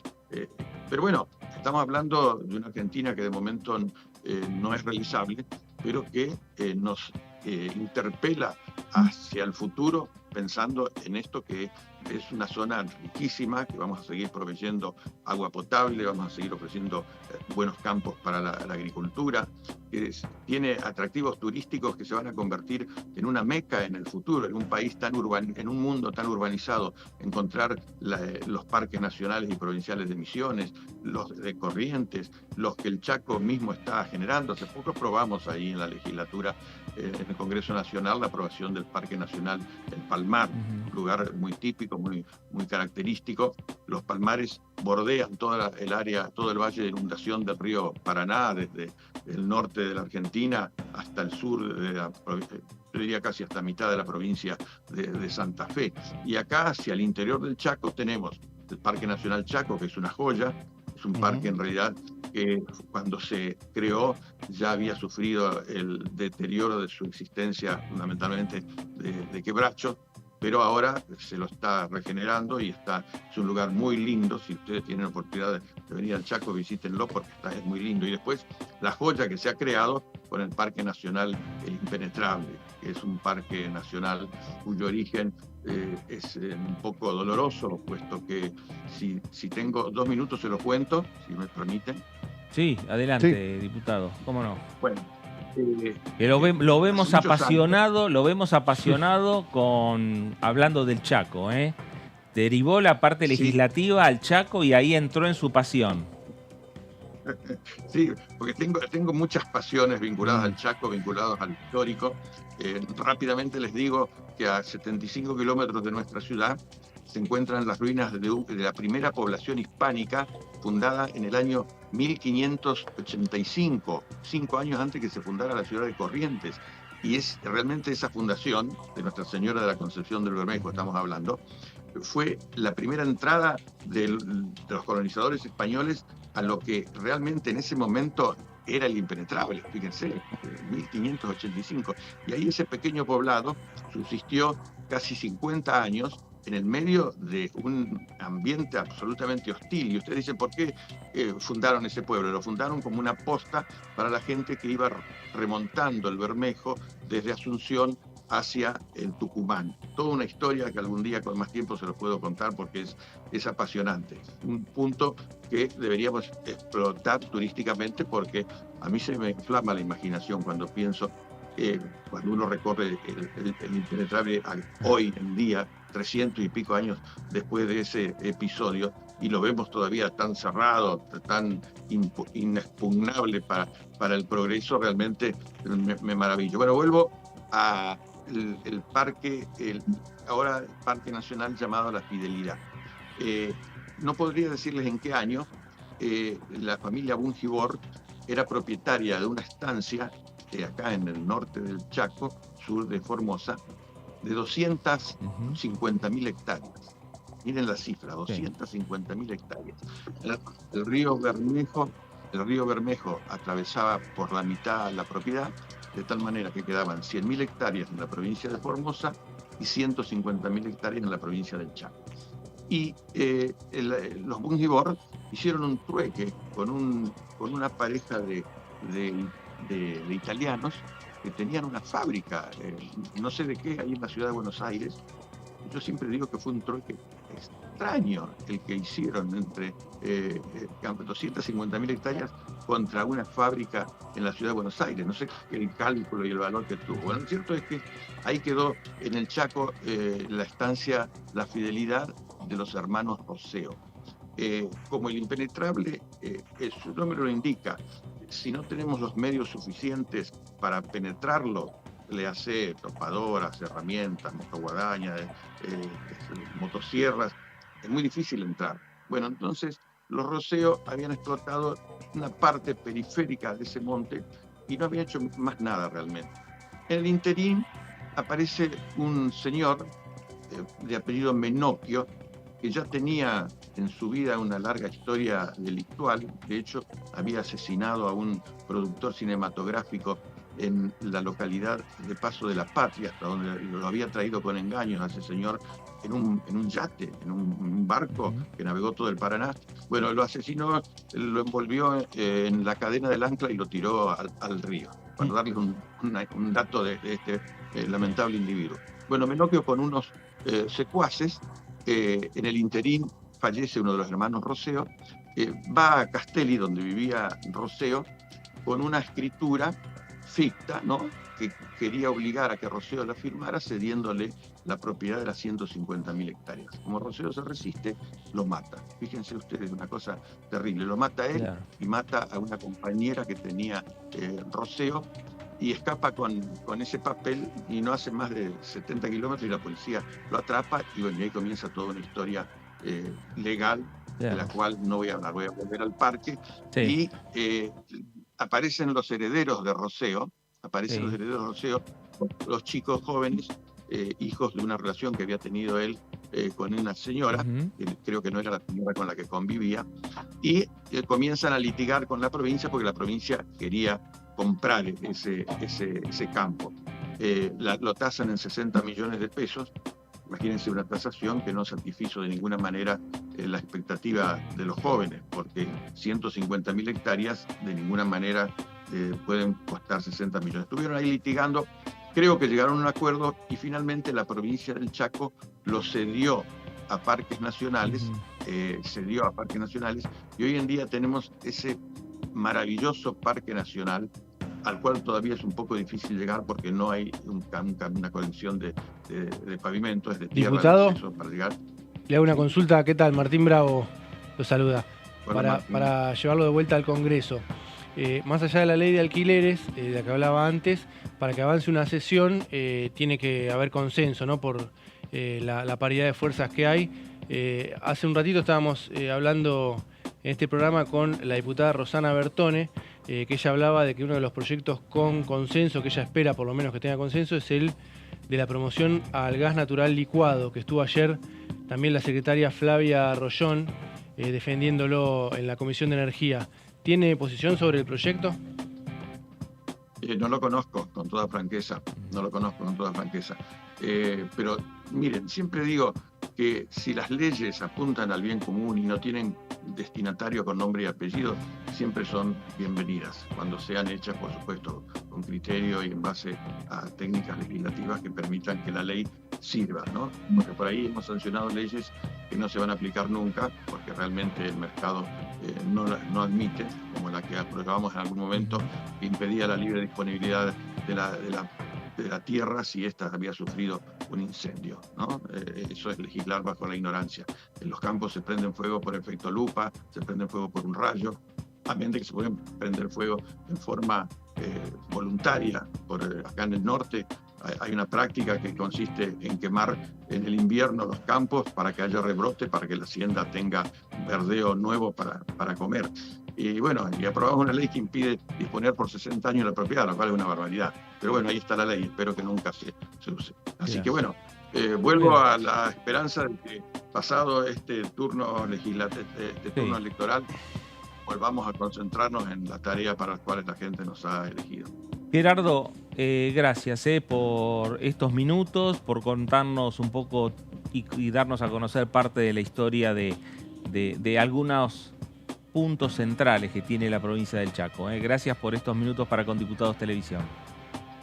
Bueno, no, gracias a ustedes por la generosidad que tienen conmigo de llamarme con cierta frecuencia. Me encanta poder transmitir a través del canal, de este canal nuestro, ¿no? Que lo sentimos nuestro, los diputados del canal, transmitir a la audiencia cosas que por ahí no llegan de otra manera a la gente, ni la opinión del trabajo legislativo, ni estas cuestiones que me he tomado la libertad de introducir en esta entrevista, y ustedes tuvieron la generosidad de no cortarme mientras contaba estas y tantas otras cosas que podría contarles interesantes sobre el Chaco. Gracias, Gerardo, muy amable. Adiós, adiós. Gracias. Buenas tardes. Buenas tardes. Gerardo Cipollini, diputado nacional de la Unión Cívica Radical. No hace falta decir de dónde. Del Chaco lo dejó en claro. El nivel de detalle del conocimiento que tiene sobre su provincia, ¿no? Y apasionado. Iba palabra tras palabra, se iba apasionando y iba recordando otro punto y otro punto, iba hilvanando. Toda la historia, ¿no? Iba haciendo la historia de la provincia del Chaco, de algunas regiones en particular. Sí, impresionante realmente. Pero aparte cómo iba saltando de algo de la actualidad a algo del pasado, digo, de las motos y todo eso, a los caminos, cómo se formaron, cuál fue el primer pueblo, el impenetrable. No, la verdad que impactante el conocimiento que tiene. Ninguno de ustedes conoce tanto de sus lugares. No, totalmente. Pero bueno, vamos a la realidad que tiene que ver con el Congreso Nacional, más allá de lo que nos decía el diputado Cipollini. Hablamos de lo que fue la reunión de ayer, algo que tocamos a lo largo del análisis, que tiene que ver con la reunión de la Comisión de Juicio Político, con el tratamiento del tema de la coparticipación entre la Nación y la Ciudad de Buenos Aires. Nueva audiencia que tuvo esta comisión de trabajo. Su titular, Carolina Gailiar, habló con Diputados Televisión de esta manera. Diputada Carolina Gailiar, gracias por su tiempo. Preguntarle, ¿qué opinión tiene respecto de esta reunión de juicio político donde se trató nuevamente el tema de la coparticipación y después de haber escuchado efectivamente a Silvina Batakis y a los distintos jefes de Estado de las provincias? Bueno, creo que fue un avance importante la reunión del día de la fecha. En cada reunión de comisión que se realiza, se va reafirmando una de las hipótesis de investigación que tenemos en la causa coparticipación, que es la posible connivencia de un sector de la Corte o de los miembros de la Corte con el gobierno de la Ciudad de Buenos Aires. Hoy, con el testimonio de Silvina Batakis, quedó claro que el señor Robles había estado presente en la audiencia de coparticipación y él no estaba mencionado en el acta de la reunión, donde participaron pocas personas, algunos en representación del gobierno nacional, otros de la ciudad. Eso por un lado, y por otra parte también quedó hoy claro que las provincias que se presentaron a la Corte con amicus curia manifestando la posible afectación que podría tener este tema de la coparticipación, de aumentar la coparticipación a la ciudad, a las provincias, podía llegar a afectarlas, se presentaron a la Corte y no tuvieron respuesta. Entonces, de alguna manera va quedando más clara cuál fue la arbitrariedad que hizo que la Corte dicte un fallo sin pautas objetivas, porque no se sabe el número que determinó la Corte que tiene que pagar el Gobierno Nacional, de dónde surge, porque no pasó la medida cautelar por la Unidad de Análisis Económico de la Corte, que es la unidad creada para analizar el impacto de los fallos impacto económico de algunos fallos. No, el secretario de la Secretaría de Juicios Originarios dijo que el proyecto de cautelar no se armó en esa secretaría, que es la secretaría por donde pasó el expediente.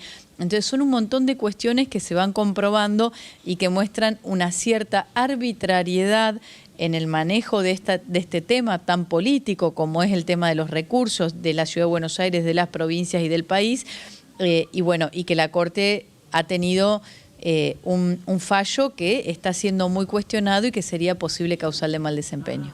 Sí, comenzamos y serán citados los señores Marcelo D'Alessandro, el exministro de Justicia y Seguridad porteño, y el señor Silvio Robles, que es el director de la vocalía del doctor Rosati. Bueno, ahí estaba Carolina Galliar, presidenta de la Comisión de Juicio Político, ratificando los citados para la próxima reunión de la comisión. Y no va a ser una reunión más. Me parece que estamos transitando, me parece, el impulso central que tuvo el oficialismo para llevar adelante este juicio político. El impulso del presidente Alberto Fernández, el impulso de los gobernadores provinciales que pertenecen al Frente de Todos y, por supuesto, de los diputados del oficialismo encabezados por Germán Martínez. La causa de la coparticipación entre la Nación y la Ciudad de Buenos Aires, y a partir de esa coparticipación el fallo que tuvo por parte de la Corte Suprema de Justicia, y es en definitiva el motivo por los cuales estamos acá, estamos en esta comisión de juicio político. Sí, es el motivo tal cual, es el motivo principal. Incluso estaba previsto que empezara a discutirse unas semanas antes. Se extendió el tratamiento del segmento de la obra social, ¿no? Las irregularidades con la obra social de la Corte. Pero bueno, ahora ya arrancó este tema.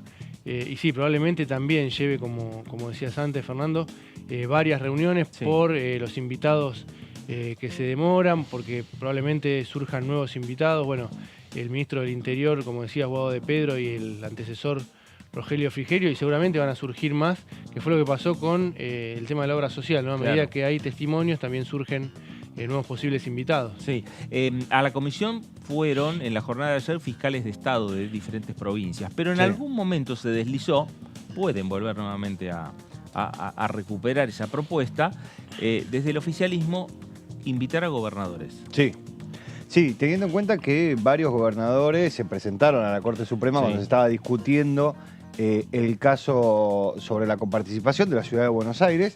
Se presentaron en la Corte Suprema a través de los fiscales de Estado de cada una de las provincias. ¿Para qué? Para apoyar el posicionamiento del Estado Nacional. Digo, esos gobernadores dijeron que podían venir. Uno era Capitanich, por ejemplo. Dijeron que podían venir a la comisión. Pueden venir los fiscales de Estado, que son los representantes. Pero de vuelta, digo, me parece que si es necesario los van a llamar, van a venir. Lo que pasa es que dependerá del calendario electoral. Claro, bueno, yo ayer tarde hablé con un par de diputados nacionales del Frente de Todos respecto a este tema, si los fiscales de Estado ya reemplazaron la presencia de los gobernadores, y me dijeron, no lo cerremos. No. Para nosotros es importante, desde el punto de vista político, la presencia del gobernador. Claro, sí, tiene un impacto. Un peso mayor. Sí, claramente. Digo, no hay que olvidarse que es un jefe de Estado, digo, es un jefe de Estado provincial, pero es un jefe de Estado. Los discursos de ayer fueron más técnicos y el otro tiene el peso político del jefe de Estado. Claro, totalmente, digo, y aparte porque discute desde otro lugar. Porque lo que va a discutir no es solo la coparticipación de la Ciudad de Buenos Aires, sino por qué entiende que su provincia recibe lo que recibe respecto a lo que recibe la Ciudad de Buenos Aires. Y ahora que como el fallo repercute en todo eso. Lo podrían llamar a Cipollini para hablar del Chaco, ¿no? Claro, el tema de las rutas, lo que falta ahí. Sí, ahí a Cipollini hay que llamarlo cuando discutan el presupuesto. En un momento dijo que en esos pueblos pagan lo mismo por eso, impuestos que en la Ciudad de Buenos Aires. Porque habló de una reforma tributaria. Los temas que está transitando el Congreso, las diferentes comisiones que está trabajando la Cámara de Diputados de la Nación. Le ponemos punto final. David, gracias. Gracias a vos. Martín, gracias. Gracias, buenas tardes. A usted también. Gracias por estar ahí. Quédese en sintonía, quédese en Diputados Televisión. para tener como siempre la mejor información de lo que pasa por aquí, por el Parlamento Nacional. Esto fue El Análisis. Gracias, nos reencontramos.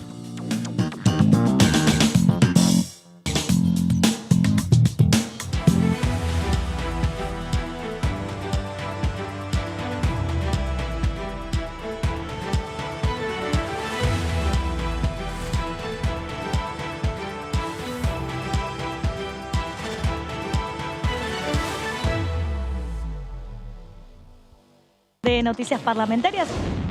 Uno de los proyectos que hemos presentado aquí en el Congreso de la Nación tiene que ver con la reforma del Código Penal de la Nación, entendiendo la problemática que estamos viviendo en mi ciudad, la ciudad de Rosario, en relación a la inseguridad. Había un proyecto que nos llamó la atención y entonces lo destacamos acá. Entre esos proyectos, este sí se iba a analizar y se va a analizar en la próxima reunión de Desarrollo Humano, que es un proyecto de la diputada Estela Hernández relacionado con los delitos de abuso sexual, lo que comentabas, abuso sexual, secuestro y femicidio ejercidos contra niñas indígenas. DTV, el resumen, de lunes a viernes.